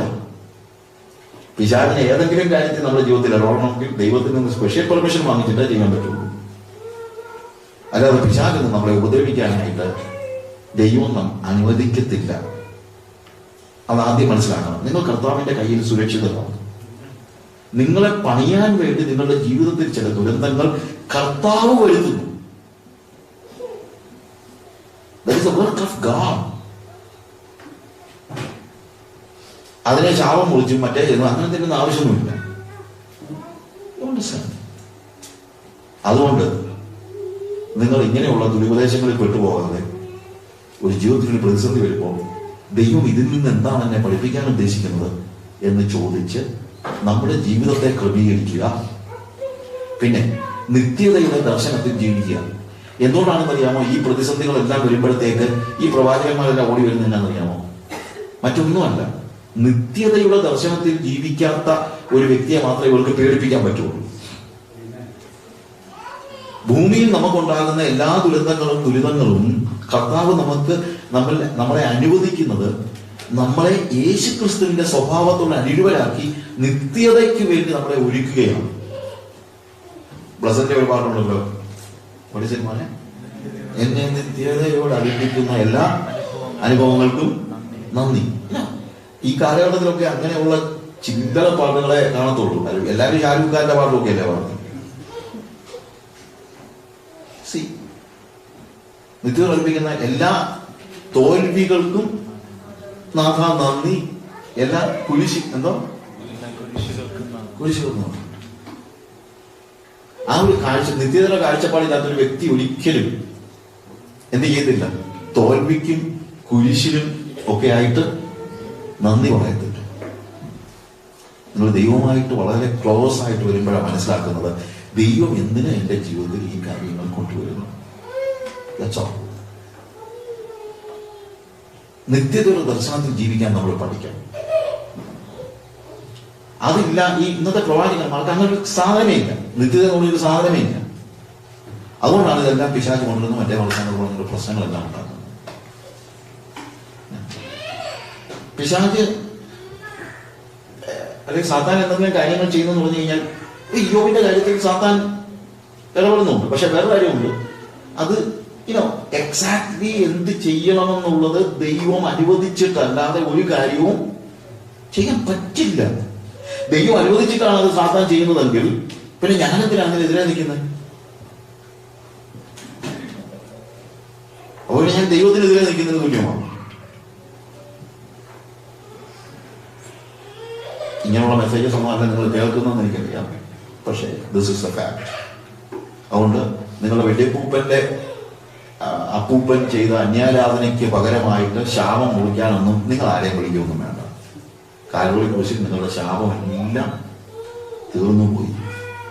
നിങ്ങളുടെ ജീവിതത്തിൽ പിന്നെന്താ ഇങ്ങനെയൊക്കെ വരുന്നതെന്ന് ചോദിച്ചു കഴിഞ്ഞാൽ അത് ദൈവം വരുത്തുന്നതാണ്. കർത്താവ് പറഞ്ഞ് മനസ്സിലാക്കണം, ഞാൻ നിങ്ങളുടെ ഇടയിൽ ഞാൻ അയച്ച വെട്ടുക്കിളി, തുള്ളൻ, പച്ചപ്പുഴു എന്ന എന്റെ മഹാസൈന്യം. യോബിന്റെ വാക്യമാണ്. എന്റെ, സാത്താന്റെ അല്ല. So everything that happens in the life of a Christian, it's from God. I'm sorry. Family സെമിനാറിന്റെ ക്ലാസ്സാണ് നമ്മൾ ഉദ്ദേശിച്ച് വന്നത്. എങ്കിലും ഇങ്ങനെയുള്ള കാര്യം ഇതെല്ലാം നമുക്ക് പ്രയോജനമുള്ള കാര്യമാണ്. ആർക്കെങ്കിലുമൊക്കെ പ്രയോജനപ്പെടുമെന്ന് എനിക്കറിയാം. Yeah, maybe that's the reason why God was asking us to do the things like that. Okay. So ഫാമിലിയെ കുറിച്ച് ഉള്ള ഒത്തിരി കാര്യങ്ങളൊന്നും പറയുന്നില്ല. പക്ഷെ പറയുന്ന ഒരു കാര്യം, പിന്നെ എൻ്റെ വെബ്സൈറ്റിൽ ക്രൈസ്റ്റ് സെന്റേർഡ് ഫാമിലി ലിവിംഗ് എന്ന് പറഞ്ഞ് എൻ്റെ മെസ്സേജസ് അതിനകത്ത് കിടപ്പുണ്ട്. ക്രിസ്തു കേന്ദ്രീകൃതമായ കുടുംബ ജീവിതം. അപ്പോൾ അതാണ് ഞാൻ ഇവിടെ കോൺസെൻട്രേറ്റ് ചെയ്യുന്നത്. ഫാമിലി പ്രോബ്ലംസ് ഒക്കെ പേഴ്സണലി കണ്ട് സംസാരിച്ചതിനെ പറ്റുള്ളൂ. അല്ലാതെ ഫാമിലി പ്രോബ്ലംസ് ഒക്കെ ഡിസ്കസ് ചെയ്യാനായിട്ട് നമുക്കിവിടെ സമയമില്ല. But the emphasis of my message is Christ-centered family living. So ഈ ഫാമിലി എന്ന് പറയുമ്പോൾ തന്നെ ഇപ്പൊ മനുഷ്യന് പേടിയായി ഇല്ലേ? അപ്പൊ അതുകൊണ്ട് ഈ ഫാമിലി വേണ്ടാന്ന് തന്നെ ചിന്തിക്കുന്ന ഒത്തിരി പേരുണ്ട്. ഈ ഒരാൾ പറഞ്ഞു അമേരിക്കയിൽ ഇപ്പോൾ ഡിവോഴ്സ് വളരെ കുറവാണ്. ഡിവോഴ്സ് കുറവാണ്. അതെ, കല്യാണം നടക്കുന്നില്ല, അതുകൊണ്ട് പിന്നെ ഡിവോഴ്സ് കുറവാണ്. കഴിയുമ്പോൾ ആർക്കും കല്യാണം കഴിക്കണ്ട, പേടിയാണ്, എന്തോ ദുരന്തമാണെന്നുള്ള ഒരു നിലയിലാണ്. പല രീതിയിലാണ് നമ്മൾ കല്യാണത്തെ കാണുന്നത്. കല്യാണം കഴിക്കുന്നത് കൂടുതൽ ദോഷമാണ്. പണ്ട് ഒരു കൺട്രിയുടെ ഒരു പ്രോവിൻസിന്റെ ഗവർണർ ഒരു അസിലം മീൻസ് ഈ പ്രാന്താശുപത്രി സന്ദർശിക്കാനായിട്ട് പോയി. അപ്പൊ അവിടെ 3 നിലയിലാണ്, ഞാൻ പെട്ടെന്ന് പറയും. അപ്പം ഇദ്ദേഹം വന്ന് കയറിയപ്പോഴത്തേക്ക് ഡോക്ടേഴ്സ് ഇയാളെ കാണിക്കുകയാണ്, ഡോക്ടറെ കാണിക്കുകയാണ്. അപ്പം താഴത്തെ നില എല്ലാം തുറന്നിട്ടിരിക്കുകയാണ്, പലരും അവിടെ ഇരിക്കുന്നുണ്ട്, കസേരയിൽ ഇരിക്കുന്നുണ്ട്, മറ്റുള്ള കാര്യങ്ങളൊക്കെ ഉണ്ട്. അപ്പം ഒരു പയ്യൻ ഒരു കസേരയിൽ ഇരിക്കുന്നിട്ട് ലൂലു ലൂലു ലൂലു എന്ന് പറഞ്ഞിങ്ങനെ ലുലു മാർക്കറ്റല്ല. അപ്പൊ ഇതോട് ചോദിച്ചു, ഇവൻ എന്താ ലുലു ലുലു ലുലു എന്ന് പറഞ്ഞുകൊണ്ടിരിക്കുന്നു. അവനെ പറഞ്ഞ അതെ, ഇവൻ ലുലു എന്ന് പറഞ്ഞൊരു പെണ്ണിനെ കെട്ടാൻ പുറകെ നടന്ന, പക്ഷെ കെട്ടാൻ പറ്റിയില്ല. അതിന്റെ ദുഃഖത്തില് അവൻ വന്നു. വലിയ കുഴപ്പമൊന്നുമില്ല. ഈ താഴത്തെ നിലയിലുള്ള ആളുകൾ പ്രശ്നക്കാരല്ല, അവർക്ക് മൈൽഡ് ആയിട്ടുള്ള പ്രശ്നങ്ങളെ കൊണ്ട് വേണമെങ്കിൽ വീട്ടിൽ പോകണം, പിന്നെ നിങ്ങൾ കുറെയൊക്കെ ട്രീറ്റ് ചെയ്യുന്നു എന്നുള്ളതേ ഉള്ളൂ. It is not a big issue. So അതുകൊണ്ട് ഇവിടെയുള്ള ആളുകൾ വളരെ മൈൽഡ് ആയിട്ടുള്ള മെന്റൽ സ്ട്രഗിൾസ് ഉള്ള ആളുകളാണ്. രണ്ടാമത്തെ നില കയറിയപ്പോൾ രണ്ടാമത്തെ നില കഥമൊക്കെ അടച്ചിരിക്കുകയാണ്, പക്ഷെ അതിനകത്ത് ആളുകളുണ്ട്. അത് കുറച്ചുകൂടെ അസുഖം കൂടിയ ആളുകളാണ്. അവർക്ക് പുറത്തു പോകാൻ അനുവാദമൊന്നുമില്ല, കഥമൊക്കെ തുറക്കത്തില്ല. കാര്യം തുറന്നാൽ ചിലപ്പോൾ ഓടിപ്പോയിരിക്കും, ബഹളം ഉണ്ടാക്കിയതിരിക്കും. അതുകൊണ്ട് രണ്ടാമത്തെ നിലയിൽ അങ്ങനെയുള്ള ആളുകളാണ്. അപ്പോൾ താഴത്തെ നിലയിൽ വേണമെങ്കിൽ അവർക്ക് പുറത്തൊക്കെ പോകാം, പോയിട്ട് വരാം, അതൊക്കെ ഉണ്ട്. മൂന്നാമത്തെ നിലയിൽ ഏറ്റവും പ്രശ്നമുള്ള ആളുകളാണ് കിടക്കുന്നത്. അവിടെ ആണെങ്കിൽ ആളുകളൊക്കെ ചെയിനിലാണ് ഇട്ടിരിക്കുന്നത്. എന്നിട്ട് ഇവന്മാര് തലയൊക്കെ അവിടെ ഇട്ട് അടിക്കുന്നത് കൊണ്ട് ഈ കസേരയിലൊക്കെ അവിടെയൊക്കെ പാഡ് വെച്ചിരിക്കുകയാണ്. എന്ന് വെച്ചാൽ എനിക്ക് ഇവന്മാരെ പൊട്ടിക്കും, ഭയങ്കര ബഹളമാണ്. അതാണ് ഈ ഭയങ്കര സ്ട്രഗിൾ അനുഭവിക്കുന്ന മെന്റൽ അതിന്റെ അങ്ങേയറ്റത്തെ. അപ്പൊ അവിടെ ചെന്നപ്പോൾ ഒരു ചെറുക്കൻ കൈയൊക്കെ ഇങ്ങനെ വലിച്ചു പൊട്ടിക്കേ, എന്നിട്ട് തലയൊക്കെ ഇടിച്ചോണ്ട് അപ്പൊ ഇവനും വിളിക്കുന്ന ലുലു. അപ്പം ഗവർണർ ചോദിച്ചത് താഴെയുള്ളവന്റെ കാര്യം എനിക്ക് മനസ്സിലായി. കാര്യം അവൻ ലുലു എന്ന് പറഞ്ഞൊരു പെണ്ണിനെ കെട്ടാൻ നോക്കി പറ്റിയില്ല. ഇവനെന്താ ഈ ലുലു ലുലു വിളിക്കുന്നത്? ഇവനെ അവളെ കെട്ടിയതൊന്നും. അപ്പൊ കെട്ടാത്തവന് അത്രേ പ്രശ്നമേ ഉള്ളൂ, കെട്ടിയവന്റെ അവസ്ഥ ഇതാണ്. അപ്പൊ നമ്മളെ ഒരു ചിന്ത ഇപ്പൊ ഇതൊരു ദുരന്തം പോലെയാണ്, ഇല്ലേ? ഒരു മനുഷ്യൻ ഇങ്ങനെ നടന്നു പോയ കൂട്ടത്തില് പെട്ടെന്ന് മലയുടെ മുകളിൽ നിന്ന് ഒരു കല്ല് ഉരുണ്ട് വീണു. അപ്പൊ ഇയാളെ പോയ കൂട്ടത്തിൽ പെട്ടെന്ന് ഇയാളുടെ ശബ്ദം കേട്ടു, സ്റ്റോപ്പ്. അയാളിങ്ങനെ നിൽക്കിയേ ഒരു കല്ല് ഉരുണ്ട് ഇയാൾ മുന്നിൽ കൂടെ പോയി. അപ്പൊ ഇയാള് ചിന്തിച്ച് നിന്നില്ലായിരുന്നെങ്കിൽ ഇയാളെ വണ്ടേ കൂടി കല്ല് കയറിപ്പോയി. അയാൾ ചിന്തിച്ചു, ധാരാള എന്നെ സ്റ്റോപ്പ് എന്ന് പറഞ്ഞ് നിർത്തിയത്. കുറച്ച് കഴിഞ്ഞപ്പോഴത്തേക്ക് റോഡ് ക്രോസ് ചെയ്തപ്പോൾ പെട്ടെന്ന് പിന്നെ ശബ്ദം കേട്ടു, സ്റ്റോപ്പ്. ഇയാളവിടെ നിന്ന് നോക്കിയപ്പോഴാണ് ബ്രേക്ക് പൊട്ടി ഒരു വാൻ പെട്ടെന്ന് ഓടിപ്പോകും. അപ്പൊ ഇയാളവിടെ നിന്നില്ലായിരുന്നെങ്കിൽ ഇയാളുടെ മണ്ടയ്ക്കുള്ള ഇത് കയറി. ഉടനെ ഇയാൾ ചോദിച്ചു, ഹു ആർ യു? എന്നെ നിർത്തിയ നിങ്ങൾ ആരാ? എന്ന് പറഞ്ഞു, I am your guardian angel. ശബ്ദം. Can I see you? ഇല്ല, കാണാൻ പറ്റില്ല. Can I ask you a question? Okay, I have a question. എന്തിനാണ് നീ എന്റെ ഗാർഡിയൻ ഏഞ്ചലായിട്ട് എന്റെ പുറകെ നടക്കുന്നത്? ഞാൻ പറഞ്ഞു, ദൈവം എന്നെ അയച്ചിരിക്കുകയാണ്.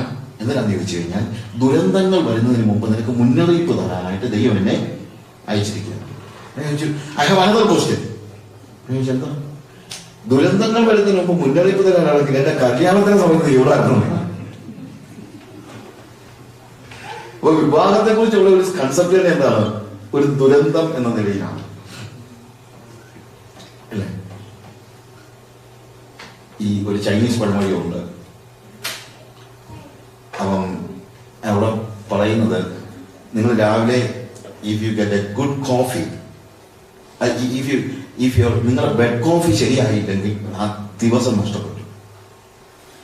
ഒരു വർഷത്തെ കൃഷി മഴ പെയ്തില്ലെങ്കിൽ കൃഷി നഷ്ടപ്പെട്ടു.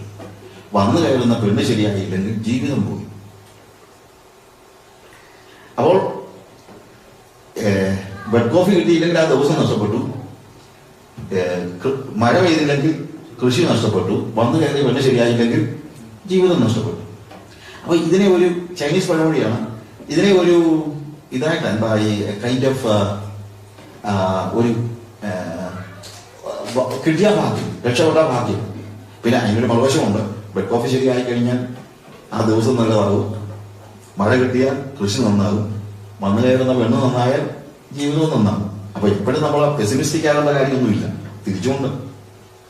അപ്പൊ ഇതൊരു വിധി എന്ന നിലയിലാണ് നമ്മൾ പലപ്പോഴും ഇതിനെ കാണുന്നത്. വിധി.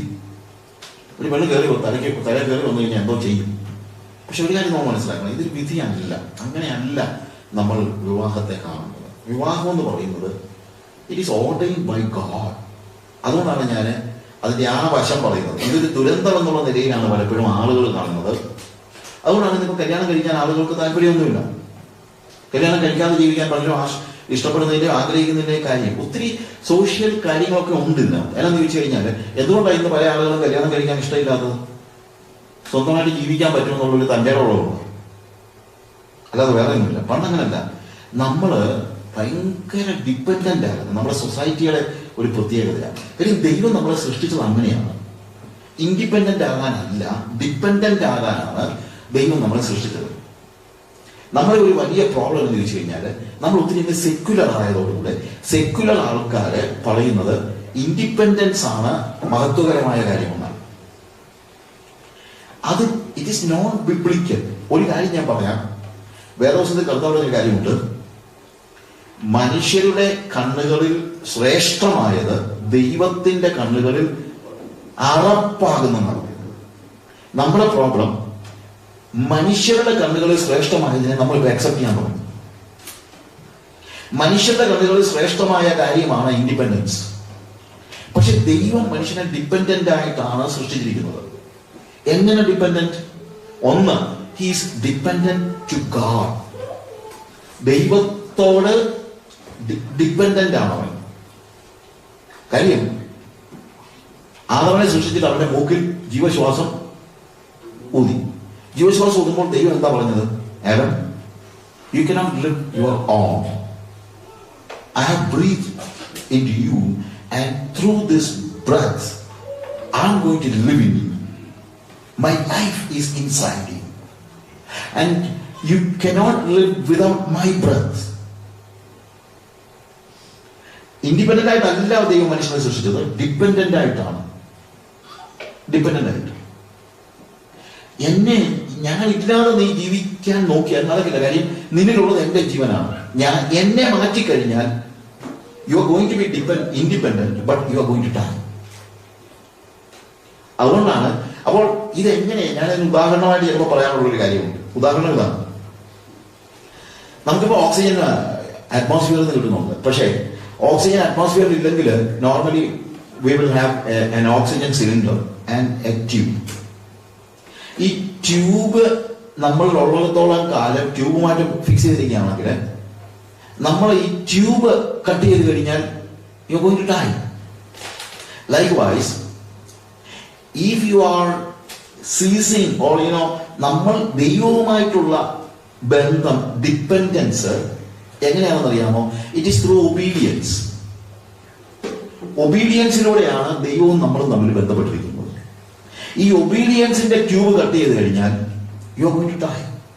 അതുകൊണ്ടാണ് കർത്താവ് പറയുന്നത്, ഒരു കൽപ്പന കൊടുത്തിട്ട് പറയുകയാണ്, ഇത് നീ അനുസരിച്ചില്ലെങ്കിൽ, if you eat the fruit of the tree of good and evil, that is my commandment.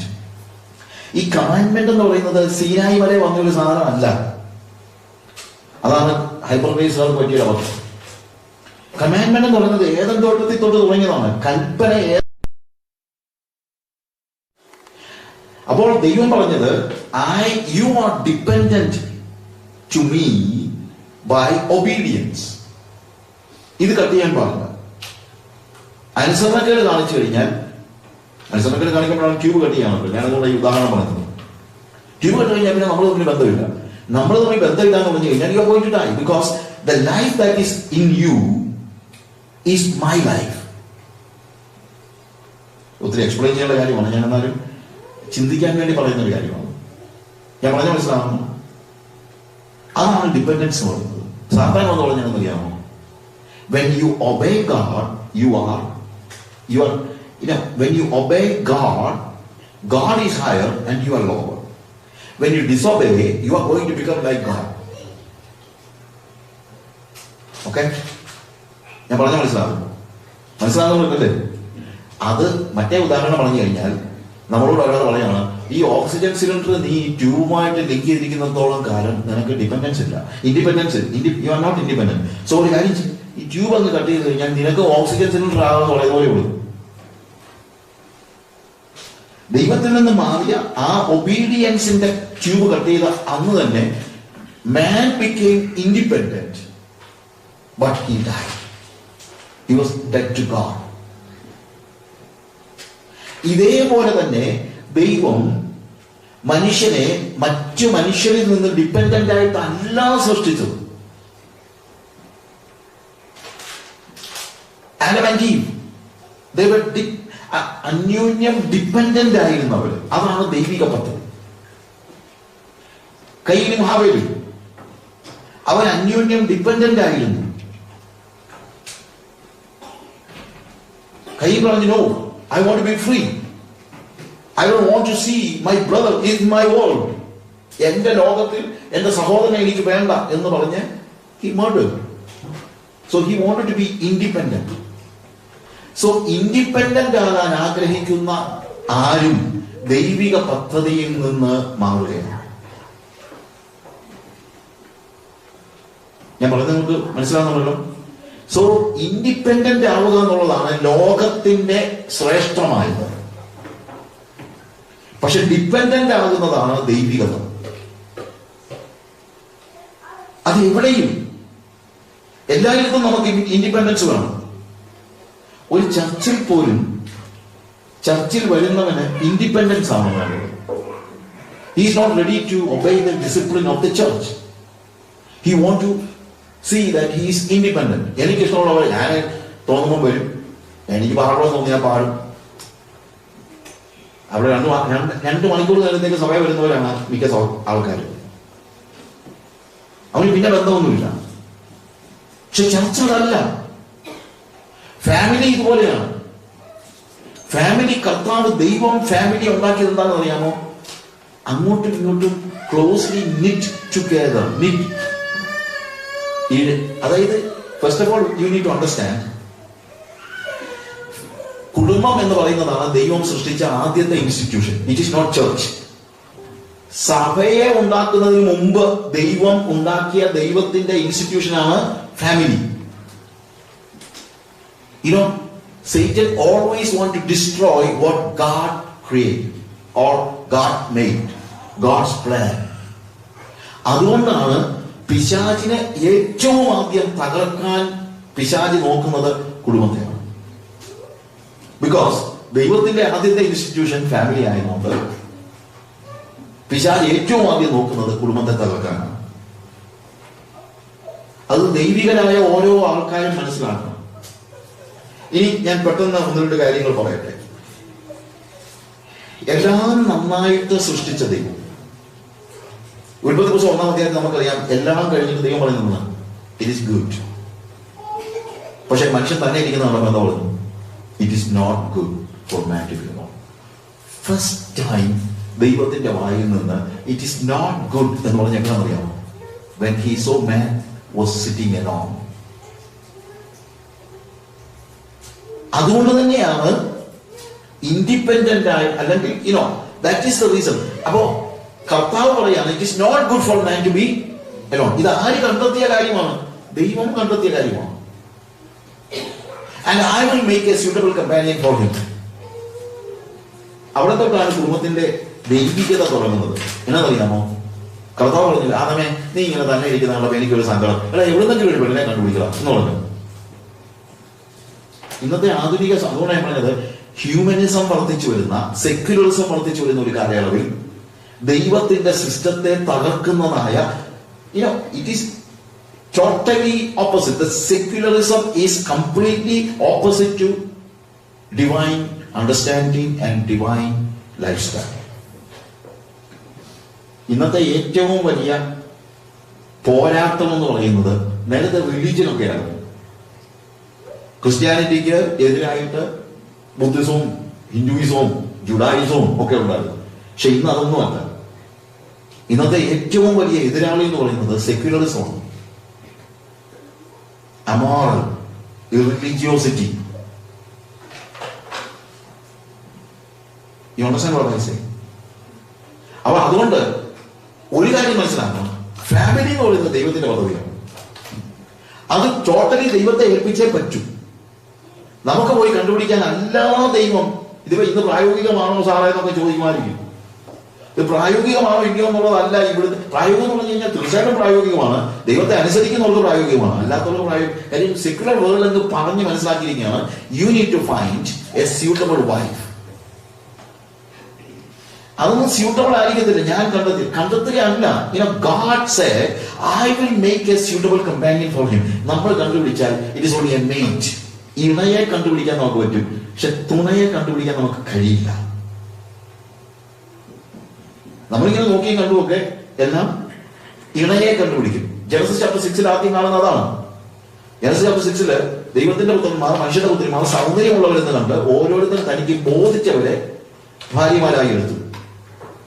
ബോധിക്കാൻ കാര്യമില്ല, സൗന്ദര്യമുള്ളവർ.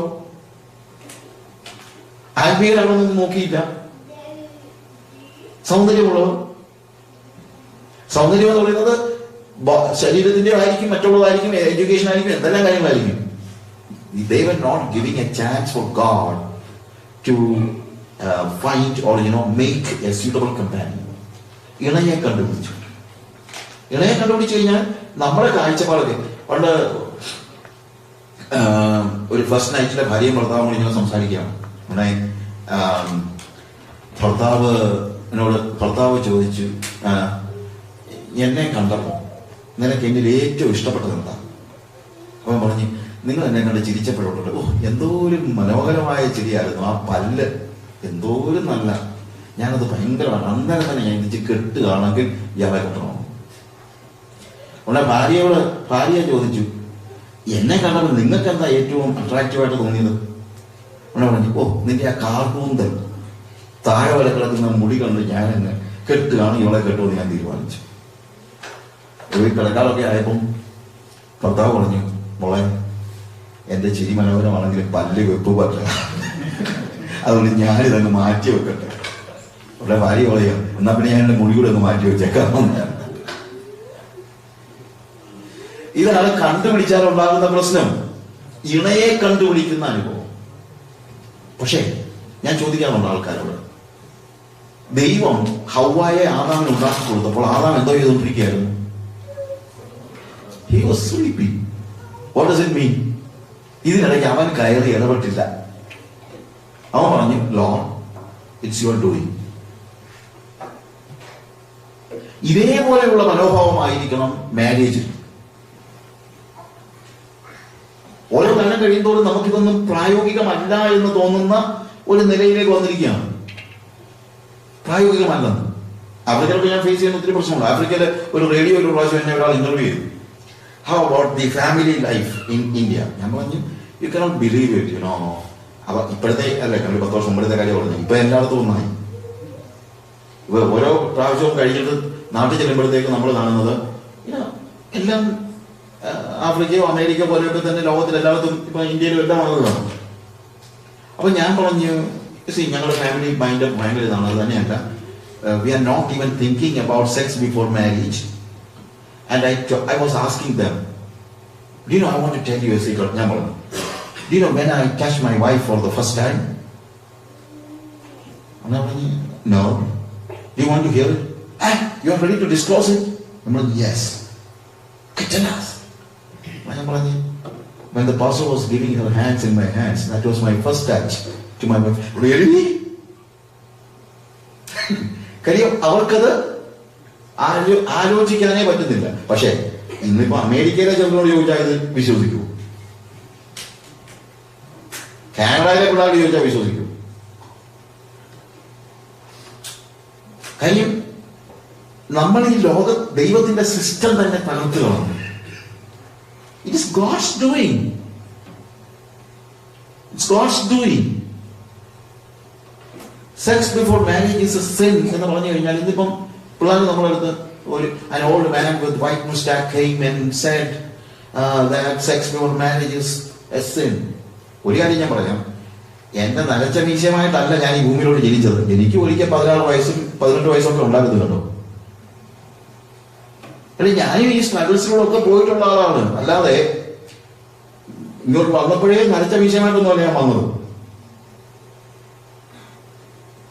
അയ്യോ, ഇതിന്ന് പറഞ്ഞു കഴിഞ്ഞാൽ ആളുകൾക്ക് മനസ്സിലാകത്തില്ല. But that is God's design.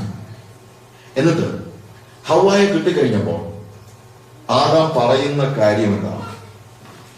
ഉൽപ്പത്തി ദിവസം 2-ാം അധ്യായത്തിൽ നമ്മൾ കാണുന്നു, ഹവ്വായെ അവൻ ആദ്യം കാണുമ്പോഴത്തേക്ക് അവൻ പറയുന്ന അതിനു മുമ്പ് യഹോവയായ ദൈവം, വേഴ്സ് 22-ല് യഹോവയായ ദൈവം മനുഷ്യനെ നിന്ന് എടുത്ത വാര്യലിനെ ഒരു സ്ത്രീയാക്കി. വാര്യലിനെ മാത്യു പറഞ്ഞൊരു കാര്യമുണ്ട്. ദൈവം സ്ത്രീയെ എടുത്തത് കാലിലെ എല്ലിൽ നിന്നല്ല. ആരെന്നെങ്കിൽ അവളെ ചവിട്ടി താഴ്ത്തായിരുന്നു. തലയുടെ എല്ലിൽ നിന്നുമല്ല, ആളെ തലയെ കയറ്റി വെക്കായിരുന്നു. പക്ഷെ എവിടുന്ന് എടുത്തത്? വാര്യല്. വാര്യലിന്റെ പ്രത്യേകം എന്തൊക്കെയാണോ? That is the closest bond to your heart. ഹൃദയത്തിന്റെ ഏറ്റവും അടുത്തുള്ള എല്ലാമാണ് വാര്യൽ. അപ്പൊ എവിടുന്ന് എടുത്തോ അങ്ങോട്ട് ചായാനുള്ള ഒരു ടെൻഡൻസി ഏത് പെണ്ണിനുണ്ട്. പുരുഷന്റെ ഹൃദയത്തിൽ അവർക്ക് സ്ഥാനം വേണം. അതാണ് സൃഷ്ടിയിൽ തന്നെ നമ്മൾ മനസ്സിലാക്കേണ്ടതായ ഒരു കാര്യം. എന്നിട്ട് അപ്പോൾ മനുഷ്യൻ ഇതെന്റെ അസ്ഥിയിൽ നിന്ന് അസ്ഥിയും എന്റെ മാംസത്തിൽ നിന്ന് മാംസവുമാകുന്നു, ഇവളെ നരനിൽ നിന്ന് എടുത്തിരിക്കാൻ അവൾക്ക് നാരി എന്ന് പേരാണ്. He is bone out of my flesh, bone out of my bone and flesh out of my flesh. അതുകൊണ്ട് പുരുഷൻ അപ്പനെയും അമ്മയും വിട്ട് ഭാര്യയോട് പറ്റിച്ചു. അതുകൊണ്ട് എന്തുകൊണ്ട്? എല്ലാ കാലയളവിലുമുള്ള ഒരു ചോദ്യമാണ്, എന്തുകൊണ്ടാണ് ഒരു പുരുഷൻ അപ്പനെയും അമ്മയും വിട്ട് ഭാര്യയോട് പറ്റിച്ചിരുന്നു? അപ്പൊ ശരിക്കും പറഞ്ഞു കഴിഞ്ഞാൽ 10 മാസം കൊണ്ട നടന്ന് ചുമന്ന് നൊന്ത് വെച്ച അമ്മയും ജീവൻ കൊടുത്ത് വളർത്തിയ അപ്പനെയും വിട്ടിട്ട് അന്ന് വരെ കണ്ടിട്ടില്ലാത്ത ഒരു സ്ത്രീ, അവളുമായിട്ട് രക്തബന്ധം പോലും ഇല്ല. എന്നിട്ടും എന്താണ് ഈ അപ്പനെയും അമ്മയും വിട്ട് ഭാര്യയോട് പറ്റിച്ചേരുന്നത്? ഒരു നോർമൽ ക്വസ്റ്റ്യനാണ്. ദൈവത്തിന്റെ വചനം കൃത്യമായിട്ട് പറഞ്ഞു, അതെ, രക്തബന്ധത്തെക്കാൾ വലിയ ബന്ധമാണ് ഭാര്യയും ഭർത്താവെന്നുള്ളത്. അമ്മയുമായിട്ട് രക്തബന്ധമേ ഉള്ളൂ, പക്ഷെ ഭാര്യയുമായിട്ട് അസ്ഥിയിൽ നിന്ന് അസ്ഥിയും മാംസത്തിൽ നിന്ന് മാംസവും കൂടെ ബന്ധമാണ്. ദാറ്റ് മീൻസ് ഇൻസെപ്പറബിൾ ആണ്. അങ്ങനെ വേണം. പക്ഷെ വേണമെന്ന് പറയുമ്പോഴും ഈ ഓർഡർ വിട്ട് കളയരുത്. അതായത് അപ്പനെയും അമ്മയും വിട്ട് ഭാര്യയോട് പറ്റിച്ചേരും, ഇരുവരും ഒരു ദേഹമായി തീരും. 3 കാര്യമാണ്: ലീവിങ്, ക്ലീവിങ് ആൻഡ് ബിക്കമിങ്. ആദ്യം ഉണ്ടാകേണ്ടത് എന്താണെന്ന് ചോദിച്ചാൽ, because of your affection towards your wife, you are ഭാര്യയും അപ്പനെയും അമ്മയും വിട്ടെന്ന് പറയുന്ന വാക്ക് നമ്മൾ ശ്രദ്ധിക്കണം. അപ്പനെയും അമ്മയും ഉപേക്ഷിച്ച് എന്നല്ല. ഇപ്പൊ പലപ്പോഴും അങ്ങനെ ഒരു ടീച്ചിങ് ഉള്ളത്. ബൈബിൾ കോളേജിൽ പോലും പഠിപ്പിക്കുന്ന അങ്ങനെയാണ്. എന്നെ മൂന്നോളം ബൈബിൾ കോളേജ് പഠിപ്പിച്ചപ്പോൾ അമേരിക്കക്കാരി ഒരു സ്ത്രീ പഠിപ്പിച്ച SFSൽ അവര് പറഞ്ഞു, where you going to stay after your marriage? പിള്ളേരൊക്കെ പറഞ്ഞു, പിള്ളേർ പറഞ്ഞു, we will be staying with our parents. No, that is not biblical. You need to leave. You need to give up. You have another world. You need to leave your father. ഇനി അപ്പന്റെ അമ്മയോട് ജീവിക്കാൻ പാടില്ല. അപ്പൊ എന്റെ മോൾ എന്നിട്ട് പറഞ്ഞു, I'm sorry ma'am, leaving is not abandoning. Leaving is not abandoning. ഇന്നത്തെ ഒരു പ്രശ്നമാണ്, we are always have a tendency to abandon the father and mother.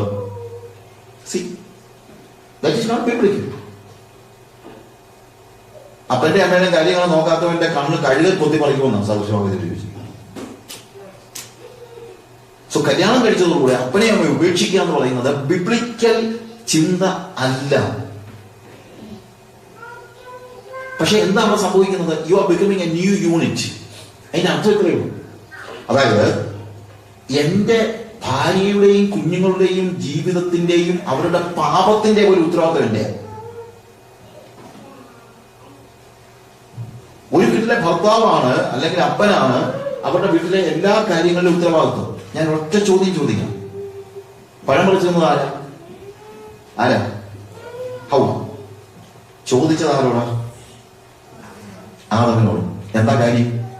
ഹൗവ പഴം പറിച്ച് തിന്നാതിരിക്കുക എന്നുള്ള ഉത്തരവാദിത്വം ആർക്കുള്ളതാണ്? ആദമിനുള്ളതാണ്.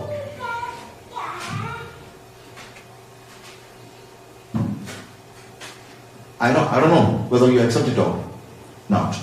That is the biblical principle. എന്റെ കുഞ്ഞുങ്ങൾ ചെയ്യുന്ന തെറ്റിന്റെ ഉത്തരവാദിത്തം ഞാനാ ഏറ്റെടുക്കേണ്ടത്. എന്റെ ഭാര്യ തെറ്റ് ചെയ്താൽ അതിന്റെ ഉത്തരവാദിത്തം ഞാനാ ഏറ്റെടുക്കേണ്ടത്. എന്റെ ചുമതലയാണ് എന്റെ ഭാര്യയെയും കുഞ്ഞുങ്ങളെയും ദൈവിക പാതയിൽ കൊണ്ടുപോകുക എന്നുള്ളത് എന്റെ ചുമതലയാണ്. പക്ഷെ വിവാഹം കഴിക്കുമ്പോൾ സംഭവിക്കുന്നത് അറിയാമോ? They are becoming a new unit. പിന്നെ അവന്റെ ഭാര്യയുടെ തെറ്റുകൾ അമ്മായിപ്പനല്ല ഏറ്റെടുക്കുന്നത്, അവനാണ് ഏറ്റെടുക്കുന്നത്. ഒരു പുതിയ യൂണിറ്റ് ആവുകയാണ്, പുതിയ തലയാവുകയാണ്. എന്റെ കുടുംബത്തിലെ തല ഞാനാ, എന്റെ ഭാര്യയുടെ തലയും എന്റെ മക്കളുടെ തലയും ഞാനാ. അതിപ്പോഴും അങ്ങനെ തന്നെയാണ്. എത്ര സമൂഹം മാറിയാലും എത്ര കൾച്ചർ മാറിയാലും അത് മാറത്തില്ല. പുരുഷനാണ് തല, അത് വേദപുസ്തകത്തിൽ പറഞ്ഞിരിക്കുന്ന കാര്യമാണ്. എത്ര ഫെമിനിസം പ്രസംഗിച്ചാലും ഒന്നും കാര്യമൊന്നുമില്ല. What the Bible says, you need to accept it. അല്ലെങ്കിൽ കളഞ്ഞു പോകും. I used to tell people, either you live it or you leave it. ഒന്നുകിൽ ഇങ്ങനെ ജീവിക്കണം, അല്ലെങ്കിൽ കളഞ്ഞു പോകണം. ബാക്കിയുള്ളവരെ ബുദ്ധിമുട്ടിക്കാതെ. അപ്പൊ അതുകൊണ്ട് ഇവൻ അപ്പനെ അമ്മയെ ഉപേക്ഷിക്കുകയല്ല, അപ്പനെ അമ്മയും വിട്ട് ഇമോഷണൽ അറ്റാച്ച്മെന്റ് മാറുക. And they become A new unit. അവിടെ റെസ്പോൺസിബിലിറ്റി ഏറ്റെടുക്കുകയാണ്. ഒരുത്തൻ കല്യാണം കഴിക്കുമ്പോൾ, വിവാഹം കഴിക്കുമ്പോൾ, ഇന്നലെ വരെ എനിക്ക് റെസ്പോൺസിബിലിറ്റി കുറവായിരുന്നു. എന്റെ പാപങ്ങൾക്ക് എനിക്ക് റെസ്പോൺസിബിലിറ്റി ഉണ്ടെന്നല്ല, പക്ഷേ ഫാമിലിയുടെ റെസ്പോൺസിബിലിറ്റി, അവനൊരു പുതിയ റെസ്പോൺസിബിലിറ്റി ഏറ്റെടുക്കുകയാണ്. അതേ ഉള്ളൂ അപ്പനെയും അമ്മയും വിട്ട് എന്ന് പറഞ്ഞാൽ അർത്ഥം. അല്ലാതെ അപ്പനെയും അമ്മയും ഉപേക്ഷിക്കുകയല്ല. So first of all he is taking a new responsibility as the head of the family. അപ്പനെയും അമ്മയും വിട്ട്, ഇന്നലെ വരെ അപ്പന്റെ ഉത്തരവാദിത്വത്തിന് കീഴിലായിരുന്നവൻ ഇന്ന് പുതിയ ഉത്തരവാദിത്വം ഏറ്റെടുക്കുന്നു. ഭാര്യയോട് പറ്റിച്ച് ക്ലീവിംഗ്, ഇമോഷണൽ അറ്റാച്ച്മെന്റ്. അത് കഴിഞ്ഞിട്ടാണ് പറയുന്നത് ഇരുവരും ഒരു ദേഹമായി തീരും. ബിക്കമിങ്. ഇതിന്റെ ഓർഡർ തെറ്റിക്കരുത്. ഇപ്പോഴത്തെ പ്രശ്നം ബിക്കമിങ് കഴിഞ്ഞിട്ടാ ബാക്കിയൊക്കെ നോക്കുന്നത്. ആദ്യം തന്നെ ബിക്കമിങ് അങ്ങ് നടക്കും. ഒരു ദേഹമായി തീരും. പിന്നെ ആ കല്യാണം കഴിക്കണോ വേണ്ടായോ എന്നൊക്കെ ആലോചിക്കുന്നത്. That is totally unbiblical. യഹോവ അനുതപിച്ചു, ഗോഡ് ഗ്രീവ്ഡ് എന്ന് വേദപുസ്തകത്തിൽ ആദ്യം എഴുതിയിരിക്കുന്നത്. ആദ്യം കർത്താവ് വിഷമിച്ചത് ആദം തെറ്റ് ചെയ്തപ്പോൾ തന്നെയാണെന്ന് എനിക്കറിയാം. പക്ഷേ ഗോഡ് ഗ്രീവ്ഡ് എന്ന് ആദ്യം എഴുതിയിരിക്കുന്നത് 36-ാമത്തെ അധ്യായത്തിൽ ദൈവത്തിന്റെ പുത്രന്മാർ മനുഷ്യന്റെ പുത്രിമാരെ തങ്ങൾക്ക് ബോധിച്ചവരെ ഭാര്യമാരായി എടുത്തപ്പോഴാണ് എഴുതിയിരിക്കുന്നത്. അതിന്റെ അർത്ഥം എന്നാ? ദൈവത്തെ മാറ്റി നിർത്തി അവര് ജീവിതം കെട്ടിപ്പടുക്കാനായിട്ട് നോക്കി. അതുകൊണ്ടാണ് പറഞ്ഞത് ഗാഡ് സെന്റേർഡ്, ക്രൈസ്റ്റ് സെന്റേർഡ് ഫാമിലീസിനാണ്. അതാണ് നമ്മൾ പഠിക്കുന്നത്. First of all God is the centre. So ഇനി താഴോട്ട് നമ്മൾ വായിക്കുമ്പോഴും നമ്മൾ അറിയുന്ന ഒരു കാര്യം അവിടെ പറയുന്ന 2-ാമത്തെ അധ്യായത്തില് അവർ ഇരുവരും ഒരു ദേഹമായി തീരും. അതുകൊണ്ട് പുരുഷൻ അപ്പനെയും അമ്മയും വിട്ടുപിരിഞ്ഞ ഭാര്യയോടെ പറ്റിച്ചേരും. അവർ ഏക ദേഹമായി തീരും. മനുഷ്യനും ഭാര്യ ഇരുവരും നഗ്നരായിരുന്നു, അവർക്ക് നാണം തോന്നിയില്ലതാണ്. ഇതൊരു വലിയ ഒരു സ്പിരിച്വൽ ട്രൂത്ത് ആണ്. എന്താണെന്ന് അറിയാമോ?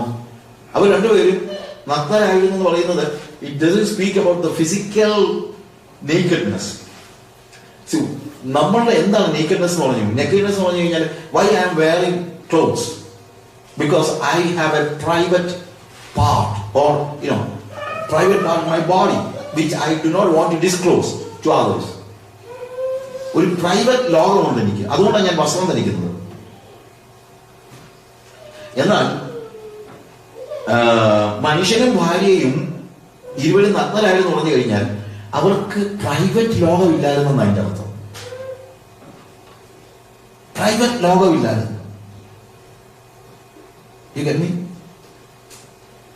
അവർക്ക് പേഴ്സ് ഒന്നായിരുന്നു, അവർക്ക് വസ്തു ഒന്നായിരുന്നു, അവർക്ക് പ്രൈവറ്റ് ആയിട്ടുള്ള ലോകമില്ല. ഞാൻ കൈറോളിക് പീപ്പിളില് ഈ ഫാമിലിയെ കുറിച്ച്, അതൊക്കെ എൻ്റെ വെബ്സൈറ്റ് കിടപ്പുണ്ട്. ഫാമിലിയെ കുറിച്ചൊരു ഇത് നടത്തിയപ്പോഴത്തേക്ക് ഇന്റർവ്യൂ ചെയ്യുന്ന ആളെന്നെ പറഞ്ഞു, സജു ഞാൻ ഈ കഴിഞ്ഞിടെ ഒരു ഫാമിലിയോട് സംസാരിച്ചപ്പോൾ അവർ പറഞ്ഞു ഞങ്ങളുടെ കുടുംബത്തിൽ ഒരു പ്രശ്നമില്ല. എന്നാന്ന് ചോദിച്ചു കഴിഞ്ഞാൽ അവളുടെ കാര്യം നോക്കിക്കോളും, ഞാൻ എൻ്റെ കാര്യം നോക്കിക്കോളും. ഞാൻ പറഞ്ഞിട്ടുള്ള എൻ്റെ കാര്യത്തിൽ ഇടപെടരുത്, ഞാൻ അവളുടെ കാര്യത്തിൽ ഇടപെടാൻ പോകുന്നില്ല, ഒരു പ്രശ്നമില്ല. അത് കുടുംബജീവിതമല്ല.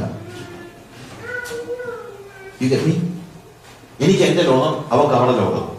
ഇന്നിപ്പോ അങ്ങനെ വന്നിരിക്കുന്നത്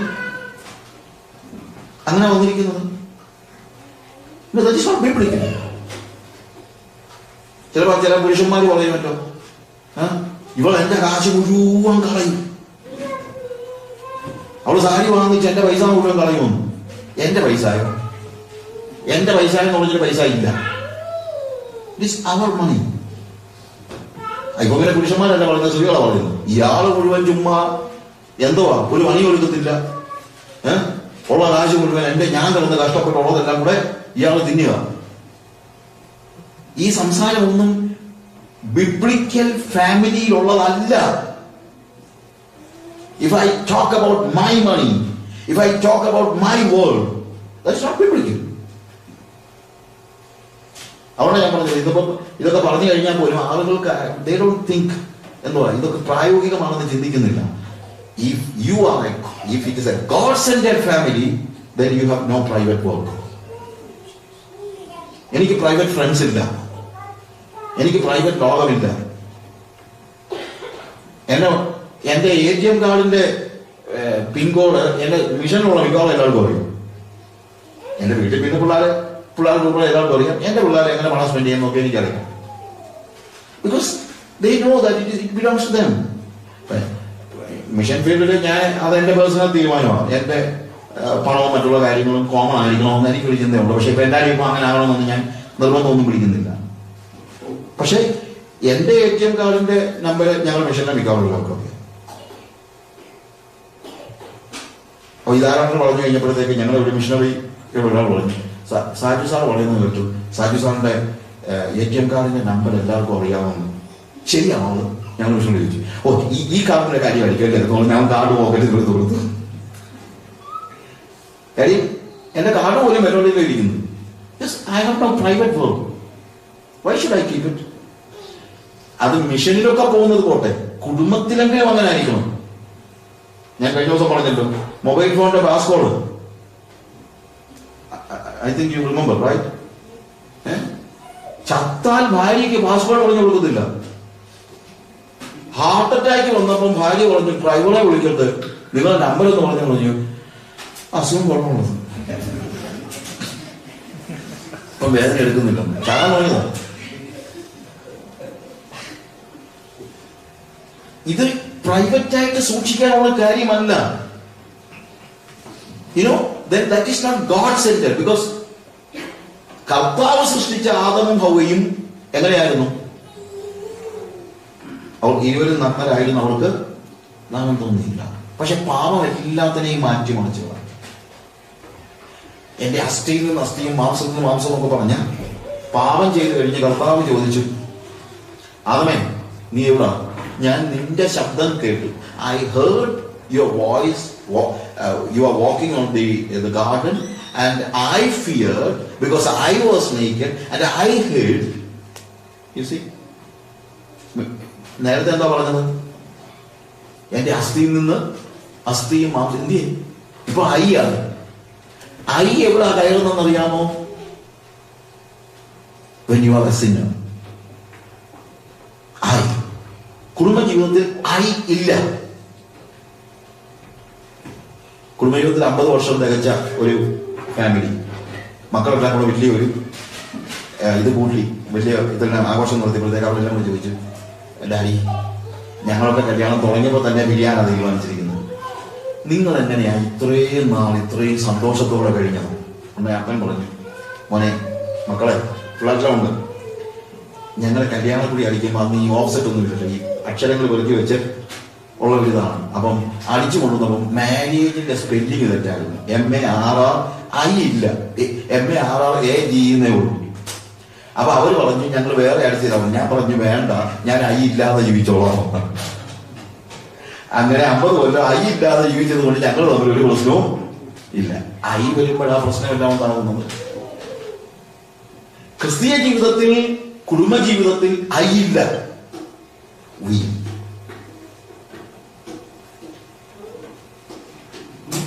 എന്റെ പണം, എന്റെ അക്കൗണ്ട്, എന്റെ കാര്യങ്ങൾ, ഇതിപ്പോ എല്ലാം അങ്ങനെയാ. You see, that is not biblical. അസ്ഥിയിൽ നിന്ന് അസ്ഥിയും മാംസത്തിൽ നിന്ന് മാംസവുമായിരിക്കണം ഭാര്യ, ഭർത്താവ്. അതാണ് ഗോഡ് സെന്റേഡ് ക്രിസ്ത്യൻ ഫാമിലി എന്ന് പറയുന്നത്. എനിക്കത് നിങ്ങളിത് പറയും, ഇന്നൊന്നും പ്രായോഗികമല്ല വളരെ, ഇതൊക്കെ പറഞ്ഞിട്ട് ഇങ്ങനെ പോയാൽ മതി, ഇങ്ങനെ ഞാൻ അങ്ങനെ ജീവിച്ചിട്ടാ പറയുന്നത്. അല്ലാതെ നിങ്ങളെല്ലാം വന്ന് ചോദിച്ചു, ഞാനത് ടീച്ചറാങ്ങനെ വളരെ വേറെ പ്രശ്നമാണ്. ഞാൻ പറഞ്ഞു എനിക്ക് എന്റെ വീട്ടിൽ സാക്ഷ്യമുണ്ട്, എന്റെ ഭാര്യ എന്റെ മുമ്പിൽ ഇരിക്കുമ്പോഴാണ് ഞാൻ പ്രസംഗിക്കുന്നത്, അല്ലാതൊന്നുമല്ല. എന്റെ മക്കളുടെ മുമ്പിലും എന്റെ സഭയിലും എന്റെ സമൂഹത്തിലും എനിക്ക് സാക്ഷ്യമുണ്ട്. I practice what I preach. ഏതെങ്കിലും കാര്യത്തിൽ എനിക്ക് പറ്റുന്നില്ലെങ്കിൽ ഞാൻ തിരുത്താൻ തയ്യാറാണ്. നിങ്ങളെന്നോട് പറഞ്ഞാൽ മതി, ഇയാൾ പറഞ്ഞ പോലെ അല്ലല്ലോ ഇപ്പം ജീവിക്കുന്നു പറഞ്ഞു കഴിഞ്ഞാൽ ചിലപ്പോൾ മനുഷ്യനല്ലേ എന്തെങ്കിലുമൊക്കെ പാലിച്ചു വന്നു. Nobody is perfect, nobody is angel.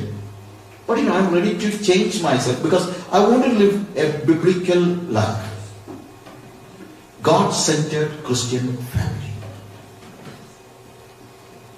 ആ കുടുംബത്തിൽ വേറെ ആർക്കും സ്ഥാനമില്ല. അതാണ് ഞാൻ പറയുന്നത്. സോ ഇതൊരു ടുഗദർനെസ് ആണ്. ഒന്ന് രണ്ട് കാര്യങ്ങൾ ഞാൻ പെട്ടെന്ന് പറയുന്നു. ഇതിനകത്ത് ആ ദൈവികതയുടെ കാര്യം മനസ്സിലാക്കാനായിട്ട് നമ്മൾ സഭാപ്രസംഗിയിലേക്ക് വരുമ്പോൾ അതിന്റെ 4-ാമത്തെ അധ്യായത്തിൽ അവിടെ നമ്മൾ കാണുന്ന ഒരു കാര്യം, വേഴ്സ് 9 onwards, ഒരുവനേക്കാൾ 20 ഏറെ നല്ലത് അവർക്ക് തങ്ങളുടെ പ്രയത്നത്താൽ നല്ല പ്രതിഫലം കിട്ടുന്നു. വീണാൽ ഒരുവൻ മറ്റവനെ എഴുന്നേൽപ്പിക്കും. ഏകാകി വീണാലോ അവനെ എഴുന്നേൽപ്പിക്കാൻ ആരും ഇല്ലായിക്കൊണ്ട് അവൻ അയ്യോ കഷ്ടം. രണ്ടുപേർ ഒന്നിച്ചു കിടന്നാൽ അവർക്ക് കുളിർ മാറും. ഒരുത്തൻ തന്നെ ആയാലോ എങ്ങനെ കുളിർ മാറും? ഒരുത്തനെ ആരെങ്കിലും ആക്രമിച്ചാൽ രണ്ടുപേർക്കൊന്നോട് എതിർത്ത് നിൽക്കാം. മുപ്പിടി ചെറുത് വേഗത്തിൽ അച്ചുപോകില്ല. അപ്പൊ എന്നെ അത്ഭുതപ്പെടുത്തിയ ഒരു കാര്യമുണ്ട്. രണ്ടുപേരുടെ കാര്യം പറഞ്ഞുകൊണ്ടിരുന്നേച്ച് നിർത്തിയപ്പോ 3 പേരുടെ കാര്യം പറഞ്ഞു. മോളി പറഞ്ഞ എല്ലാം എന്താണ്? 2 പേരുടെ കാര്യമാണ്, ഇല്ലേ?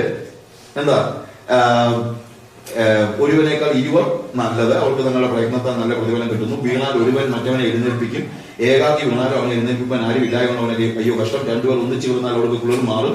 ഒരുത്തൻ തന്നെ ആയാലോ എങ്ങനെ കുളിർ മാറും? ഒരുത്തനെ ആരെങ്കിലും ആക്രമിച്ചാൽ 2 പേർക്കും അവനോട് എതിർത്ത് നിൽക്കാം. മുപ്പിടിച്ചൊരു വേഗത്തിൽ അച്ചുപോകില്ല. എന്താ അതിന്റെ അർത്ഥം?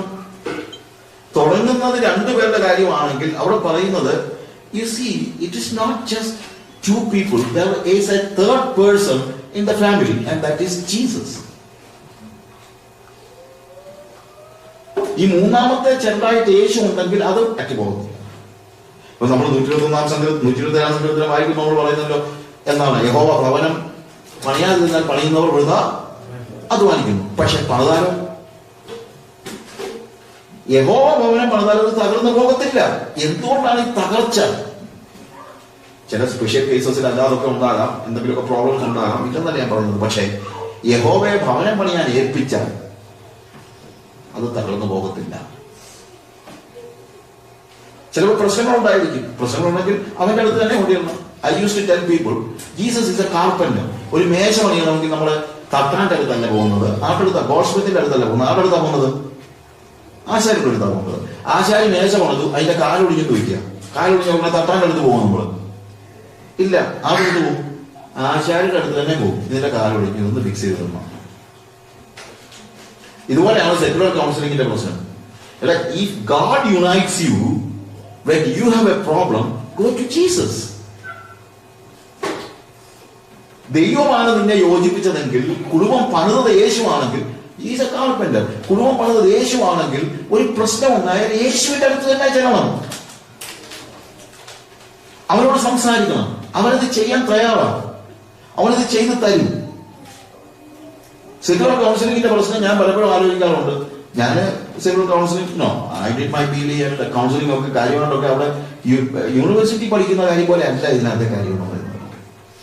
സെക്യുലർ കൗൺസിലർ എന്താ പറയുന്നത്? After all it is your problem, you solve it, give me my money. പക്ഷേ സ്പിരിച്വൽ കാര്യങ്ങൾ അങ്ങനെയല്ല. When you have a problem, go to Jesus. Because നിങ്ങളുടെ ജീവിതത്തിലെ തേർഡ് സ്ട്രാൻഡ് ആയിട്ട് യേശു ഉണ്ടായിരിക്കുന്നത്.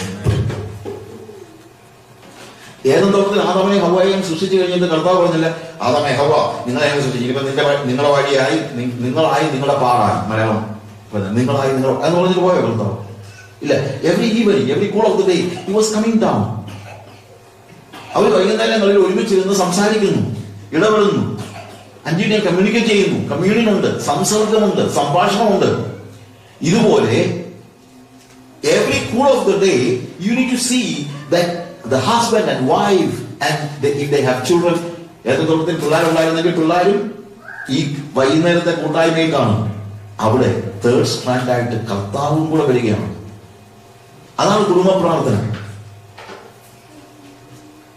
ഞാൻ കൗൺസിൽ ചെയ്തിട്ടുള്ള പിരിയാൻ ഒരുങ്ങി വന്നിരിക്കുന്ന കുടുംബങ്ങളുടെ 90% ആളുകളോട് ഞാൻ ചോദിച്ചിട്ടുണ്ട്, what I understood, എന്താ പറയുക, there is no family prayer.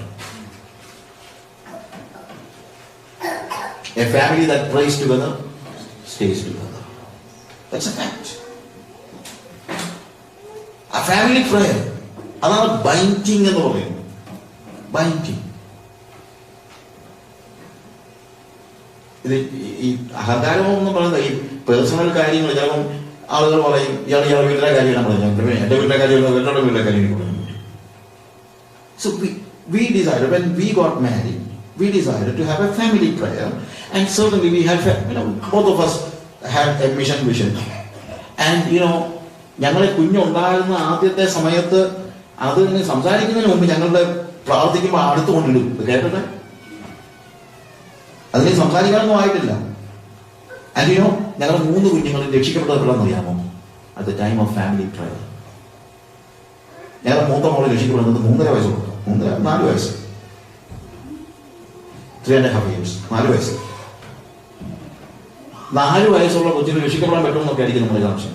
അല്ല, 4 വയസ്സുള്ള കൊച്ചിനെ നമ്മൾ കിൻഡർഗാർട്ടനിൽ വിട്ട് A for apple, B for boy എന്നൊക്കെ പറഞ്ഞ് പഠിക്കാൻ പറ്റുമെങ്കിൽ അതിന് ദൈവത്തിന്റെ കാര്യം പറഞ്ഞാലും മനസ്സിലാകും. I was not there. ഞാനില്ലെങ്കിലും ജെസ്സി പിള്ളേരെ വിളിച്ചിരുത്തി പ്രാർത്ഥിപ്പിക്കുന്നതാ. അപ്പം മൂത്ത മോള് കൊലോസിയൻസ് ചാപ്റ്റർ 3 വായിച്ചുകൊണ്ടിരിക്കുകയായിരുന്നു. അപ്പൊ ഇവിടെ നിങ്ങൾ വായിച്ചു കണ്ടപ്പോഴത്തേക്ക് പഴയ മനുഷ്യനെ ഉരിഞ്ഞു കളഞ്ഞു, പുതിയ മനുഷ്യനെ ധരിച്ചിരിക്കുന്നു. അപ്പം കൊച്ചി ജെസ്സിയോട് ചോദിച്ചു, അമ്മ, what does it mean? Stripping of the old man and putting on the new man, what does it mean? 4 വയസ്സുള്ള കൊച്ചു, 3.5 വയസ്സ്. അപ്പൊ ജെസ്സി പറഞ്ഞു, ജെസ്സി എന്താ 4 വയസ്സുള്ള ഒരു കൊച്ചിനും അല്ലെങ്കിൽ 3.5 വയസ്സുള്ള കൊച്ചും ഇതെങ്ങനെ പറഞ്ഞു മനസ്സിലാക്കി? അപ്പൊ ജെസ്സി ഏതാണെങ്കിലും പറഞ്ഞു, മോളെ, when you pray outside you get sweat, right? Do you like it? No, I don't like it. It smells bad. And then what is happening? You see, mommy will give me a bath. മോളോട് Jessy ചോദിച്ചു, അന്നേരം നിന്റെ പഴയ dress നീ എന്നെ എടുക്കും? അത് ഞാൻ കൂടി കൊട്ടക്കകത്തിടും, എന്നിട്ട് I will get a wash and I come out. അപ്പൊ നിനക്ക് ഇഷ്ടമാണോ? I like it, it smells good. പിന്നെ നീ പോയി പഴയ കൂടെന്ന് അത് ബാസ്കറ്റിനകത്ത് നിന്റെ പഴയ ഉൾപ്പെടുത്തു പോകും. I don't like it, it's bad, it's ചൂടാ. പിന്നെ നിന്റെ mummy will give me a new clothes, smells good. എന്നോട് പറഞ്ഞു, ഇതുപോലെയാണ് മോളെ, നമ്മൾ ഭൂമിയിൽ ജീവിക്കുമ്പോൾ നമ്മൾ പാപത്തിൽ പല കാര്യങ്ങളൊക്കെ ചെയ്യുമ്പോൾ we smell bad and Jesus doesn't like it. യേശുവിന് അത് ഇഷ്ടമല്ല. അപ്പൊ നമ്മൾ എന്ത് ചെയ്യണം? കർത്താവിന് എഴുതി എന്ന് പറഞ്ഞു, കർത്താവെ, ഞാൻ മുടി കളയുക, എനിക്കൊരു I want to get a wash. കർത്താവ് നമ്മുടെ പാപങ്ങളെയൊക്കെ കഴുകി കളയും. എന്നിട്ട് കർത്താവ് ഒരു പുതിയ ഉടുപ്പ് നമുക്ക് തരും. അതുപോലെ നമ്മുടെ പാപങ്ങളെല്ലാം കർത്താവിനോട് നമ്മൾ ഏറ്റുവാങ്ങും. 3.5 വയസ്സുള്ള കൊച്ചു കരയാന്ന് പറഞ്ഞു. 3.5 years. അമ്മ, I made many mistakes in my life. ഞാൻ രേഷ്മായ അടിച്ചിട്ടുണ്ട്, അമ്മച്ചി പറഞ്ഞത് ഞാൻ കേട്ടിട്ടില്ല. She started crying. അവള് പറഞ്ഞു, okay, but God will forgive you എന്ന് പറഞ്ഞ് കൊച്ചിനെ പറഞ്ഞ് അവള് യേശുവിനെ ഹൃദയത്തിൽ സ്വീകരിച്ചു. അപ്പൊ ഇവള് കഴിയുന്ന പറഞ്ഞിട്ട് എന്റെ മകള് നീ കൊച്ചിനെ അടിച്ചോടി എന്ന് പറഞ്ഞോണ്ട് ഭയങ്കര പറഞ്ഞു. ഇത് കേട്ടോണ്ട് ഇവളെ ഓടിച്ച് പറഞ്ഞു, അമ്മച്ചി ഇന്നാളിൽ എന്നോട് ഇത് പറഞ്ഞപ്പോ ഞാൻ ഒബേ ചെയ്തില്ല, എന്നോട് ക്ഷമിക്കണം എന്ന് പറഞ്ഞോട് കരയാൻ പറഞ്ഞു. രേഷ്മയുടെ അടുത്ത് ചെന്ന് ക്ഷമ പറയാൻ പറഞ്ഞു. രേഷ്മ എന്ന് പറഞ്ഞാൽ കൂടെ പഠിക്കുന്ന താഴത്തെ വീട്ടിലെ കൊച്ച. And she accepted Jesus at the age of 3.5. But in our family prayer. പിള്ളേർ രക്ഷിക്കപ്പെടുന്നത് സൺഡേ സ്കൂളിൽ മാത്രമൊന്നുമല്ല. സൺഡേ സ്കൂളിൽ പിള്ളേരെ പറഞ്ഞിട്ടുണ്ട്, അത് പറയാം. ഇത് നടക്കണം, നമ്മുടെ വീട്ടിൽ നടക്കേണ്ട കാര്യമാണ്. അന്ന് ഞങ്ങൾ 3 പിള്ളേരും രക്ഷിക്കപ്പെട്ടത് കുടുംബ പ്രാർത്ഥനയില്ല. എന്നിട്ടിപ്പോ രണ്ടാമത്തെ കല്യാണം കഴിപ്പിച്ചു, 2 പേരെയും കല്യാണം. By God's grace they got married and they are all missionaries. ഞങ്ങൾക്ക് ഭയങ്കര സന്തോഷം. അത് അങ്ങനെ വളർന്നതുകൊണ്ടോ അല്ലാതൊന്നുമല്ല. എന്നിട്ട് ഇപ്പോ ഞങ്ങൾ പല സ്ഥലത്തല്ലേ, ഞങ്ങളുടെ പിള്ളേർ പറഞ്ഞു, നമ്മുടെ ഫാമിലി പ്രയറിന്റെ ആ ഒരു ഇതങ്ങ് നഷ്ടപ്പെടുന്നുണ്ടോ. We are in different places. എന്നിട്ട് മോളുടെ സജഷൻ, ടു വൺ തിങ്, എല്ലാ ദിവസവും നമുക്കൊരു കാര്യം ചെയ്യാം. രാവിലെ ഓരോരുത്തരും ഡിവോഷൻ എടുക്കുക. എല്ലാ ഫാമിലി പ്രയറിന് the main thing is devotion. So അവർ അസൈൻ ചെയ്തിരിക്കുകയാണ്. സൺഡേ അപ്പ, മൺഡേ അമ്മ. ഡിവോഷൻ എടുത്ത് വാട്സാപ്പിനകത്ത് ഇട്ടോണം. ഫാമിലി പ്രയർ ഞങ്ങൾക്ക് ഒരുമിച്ചിരുന്ന് കൂടാൻ പറ്റാത്തതിനെ ഞങ്ങൾ ഇപ്പോഴേ വാട്സാപ്പില് പല രീതിയിൽ ഉപയോഗിക്കാം. വാട്സാപ്പില് we have a family prayer. ഞാൻ പറഞ്ഞത് എന്റെ വീട്ടിലെ കാര്യം പറഞ്ഞത് അഹങ്കാരം പറയാനോ ഒന്നും അല്ല. പിന്നെ ഞാൻ പിന്നെ ആളുടെ കാര്യമാണ് പറയേണ്ടത്, അതുകൊണ്ട് പറഞ്ഞത്. സോ ഇതാണ് ഇവിടെ നമ്മൾ മനസ്സിലാക്കേണ്ട ഒരു കാര്യം. മുപ്പിരിച്ചവരുടെ വേഗത്തിൽ do we have a family prayer? Every evening God will come, because God is the same yesterday, today and forever. കർത്താവിന് മാറ്റമൊന്നുമില്ല. അതുകൊണ്ട് ഏദൻ തോട്ടത്തിൽ ഇറങ്ങി വന്ന കർത്താവ് നീ രക്ഷിക്കപ്പെട്ട ആളാണെങ്കിൽ നിന്റെ വീട്ടിൽ ഇറങ്ങി വരും. വൈകുന്നേരം ഇറങ്ങി വരുമ്പോൾ മൊബൈൽ ഫോണിൽ കളിച്ചോണ്ടിരിക്കരുത്. യേശുവിനെ പുറത്ത് നിർത്തരുത്. ഹു ഈസ് ദാറ്റ് എന്നൊന്ന് ചോദിച്ചല്ലോ. Ask Jesus to come in and sit in the presence of God. Father, mother, children, Jesus. That is family prayer. അപ്പനെ തന്നെ പ്രാർത്ഥിക്കുന്നൊന്നുമല്ല. അതൊക്കെ നിങ്ങളുടെ personal prayer. But every family should have a family prayer.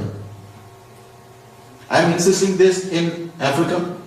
ഞാൻ അവർക്ക് ഫാമിലിയുടെ ഇതിനു വേണ്ടി ഡിവോഷണൽസ് അവരുടെ ലാംഗ്വേജിൽ ഓൾമോസ്റ്റ് 100,000 കോപ്പീസ് ഞാൻ അവിടെ ഡിസ്ട്രിബ്യൂട്ട് ചെയ്തിട്ടുണ്ട്. ഈ ഫാമിലി പ്രയറിന്റെ ബുക്ക് തന്നെ. ഫാമിലി പ്രയർ ബുക്ക് അല്ല, devotionals. Because I know family prayer ഉള്ള വീടുകൾ നശിച്ചു പോകത്തില്ല. മുപ്പിടിച്ചവരുടെ വേഗത്തിൽ അച്ചു പോകയില്ല. So God centred family living. That's the most important thing. അപ്പൊ ആ ഫാമിലിയിൽ ദൈവത്തിന്റെ നിയമങ്ങൾ അനുസരിച്ച് വേണം നമ്മൾ ജീവിക്കാൻ. കുടുംബങ്ങൾ തകരാനുള്ള കാര്യം എന്താണെന്നറിയാമോ? ദൈവത്തിന്റെ നിയമങ്ങൾ നമ്മൾ അനുസരിക്കുന്നില്ല എന്നുള്ളതാണ്. ദൈവം ഉണ്ടാക്കിയതാണ് കുടുംബമെങ്കിൽ ദൈവത്തിന്റെ നിയമങ്ങളുണ്ട്. അത് നിങ്ങൾ വിശ്വസിച്ചാലും വിശ്വസിച്ചില്ലെങ്കിലും. ഇപ്പൊ ഞാൻ ടെറസിന്റെ മണ്ടയ്ക്കുള്ള നടക്കുകയാണെന്ന് വെച്ചു. ടെറസിന്റെ മണ്ടയ്ക്കുള്ള എനിക്ക് നടക്കാം. പക്ഷേ ടെറസിന്റെ മണ്ടയ്ക്ക് നടന്നുകൊണ്ട് ഞാൻ കാലെടുത്ത് വായുവിലേക്ക് വെച്ച് കഴിഞ്ഞാൽ കണ്ടു നിൽക്കുന്ന പറയും, എന്തോ കാണിക്കുന്നത്, താഴെ വീഴും. ഞാൻ ഇത്ര നേരം നടന്നിട്ട് താഴെ വീണിട്ടുണ്ട്.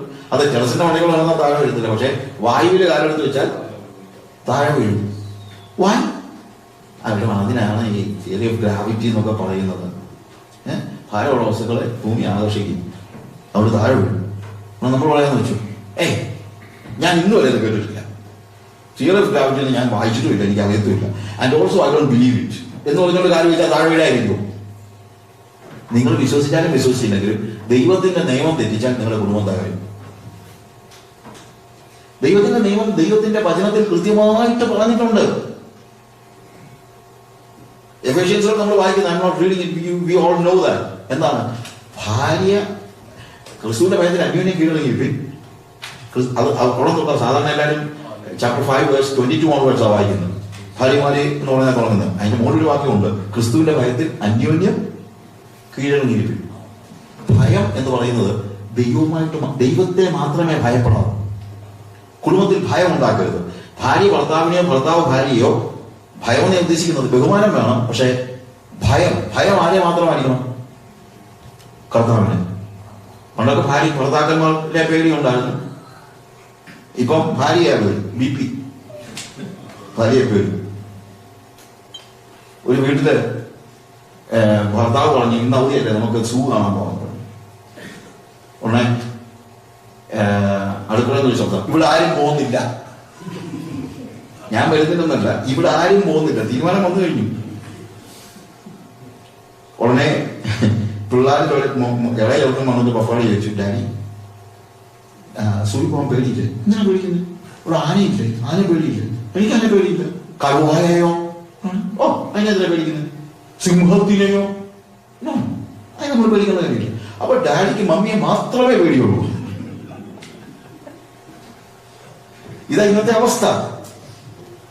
ഭാര്യയെ പേടിച്ച് ജീവിക്കുക. എന്തിനാണ് ജീവിക്കുന്നത്? അല്ലെ ഭർത്താവിനെ പേടി, ഭർത്താവിനെ പേടിയൊക്കെ തീർന്നു. ഇപ്പൊ അങ്ങനൊന്നുമില്ല. ഇന്നെല്ലാം ഭാര്യയെ പേടിയാണ്. പണ്ടൊരു CEO മാനേജേഴ്സിനെ എല്ലാം വിളിച്ച് ഒരു ലഞ്ച് കൊടുത്തു. ഒരു ലഞ്ച് മീറ്റിങ്ങിന് മുമ്പ് മീറ്റിംഗ് പെട്ടെന്ന് തീർന്നു. അപ്പം ലഞ്ചിന് കുറച്ച് സമയമുണ്ട്. അപ്പം 11 കഴിഞ്ഞപ്പോഴത്തേക്ക് മീറ്റിംഗ് തീർന്നു. ഉടനെ CEO പറഞ്ഞു, ഞാനൊരു ചെറിയൊരു ഗെയിം, അത് ഒരു പ്രാക്ടിക്കൽ ഗെയിമാണ്. അതായത് നിങ്ങളിപ്പോൾ നിങ്ങളുടെ ഭാര്യയെ ഫോണിൽ വിളിച്ചിട്ട് പറയണം, ഇപ്പൊ 11:12 ഞാൻ ഒരു 12:30 ആകുമ്പോഴത്തേക്ക് ഞാനും എൻ്റെ 5 കൂട്ടുകാരും കൂടെ വീട്ടിലേക്ക് വരും എന്നിട്ട് മറുപടി സ്പീക്കർ ഫോണിലും എല്ലാവരും ചിരിക്കാൻ തുടങ്ങി. കാര്യം മറുപടി എന്തായിരിക്കും എന്നുള്ളത് ഏകദേശം നമുക്ക് മനസ്സിലായി. എന്ത് പേടിച്ച മനുഷ്യൻ ജീവിക്കുന്നത്. ഒരു സ്ത്രീ മാത്രം പറഞ്ഞു, നിങ്ങളുടെ കൂട്ടുകാരല്ലേ, നമ്മുടെ പിള്ളേരോട് കൊടുക്കണം ഒരു വരട്ടെ. ബാക്കിയുള്ളവർ പറഞ്ഞ എന്താണെന്നുള്ള ഞാൻ പറയേണ്ട കാര്യമില്ല, നിങ്ങൾക്കറിയാം. Why? Yes, it is not a God-centered family. God-centered family ആണെങ്കിൽ അങ്ങനത്തെ ഒരു പ്രശ്നമേ ഉണ്ടാകത്തില്ല. You understand? അവിടെ പറയുന്ന കാര്യമാണ്, ഭാര്യമാരെ നിങ്ങളുടെ ഭർത്താക്കന്മാർക്ക് കർത്താവിൽ എന്ന് പറഞ്ഞാൽ കീഴടങ്ങി.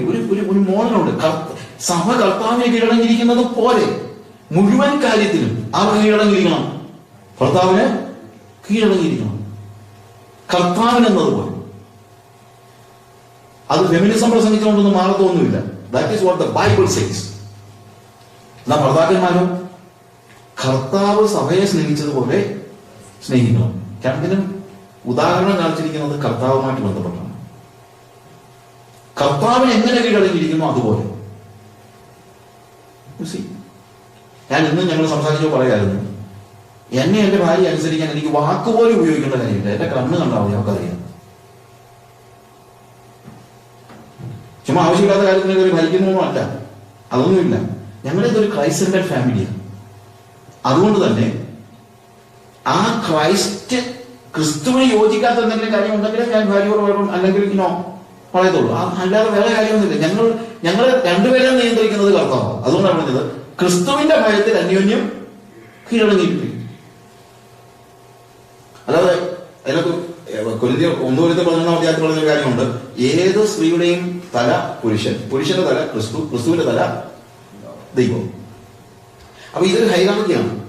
സ്ത്രീ, പുരുഷൻ, ക്രിസ്തു, ദൈവം. ക്രിസ്തു ദൈവത്തിന് കീഴടങ്ങിയിരിക്കുന്നത് പോലെ സഭ ക്രിസ്തുവിന് കീഴടങ്ങിയിരിക്കണം. സഭ ക്രിസ്തുവിന് കീഴടങ്ങിയിരിക്കുന്നത് പോലെ പുരുഷൻ, അല്ലെങ്കിൽ സഭയല്ലോ, യേശു ക്രിസ്തു എങ്ങനെ പിതാവിന് കീഴടങ്ങിയിരിക്കുന്നുവോ അതുപോലെ പുരുഷൻ ക്രിസ്തുവിന് കീഴടങ്ങണം. ആ പുരുഷന് സ്ത്രീ കീഴടങ്ങണം. അല്ലാതെ ഭാര്യ മാത്രം കീഴടക്കിയാൽ പോലെ.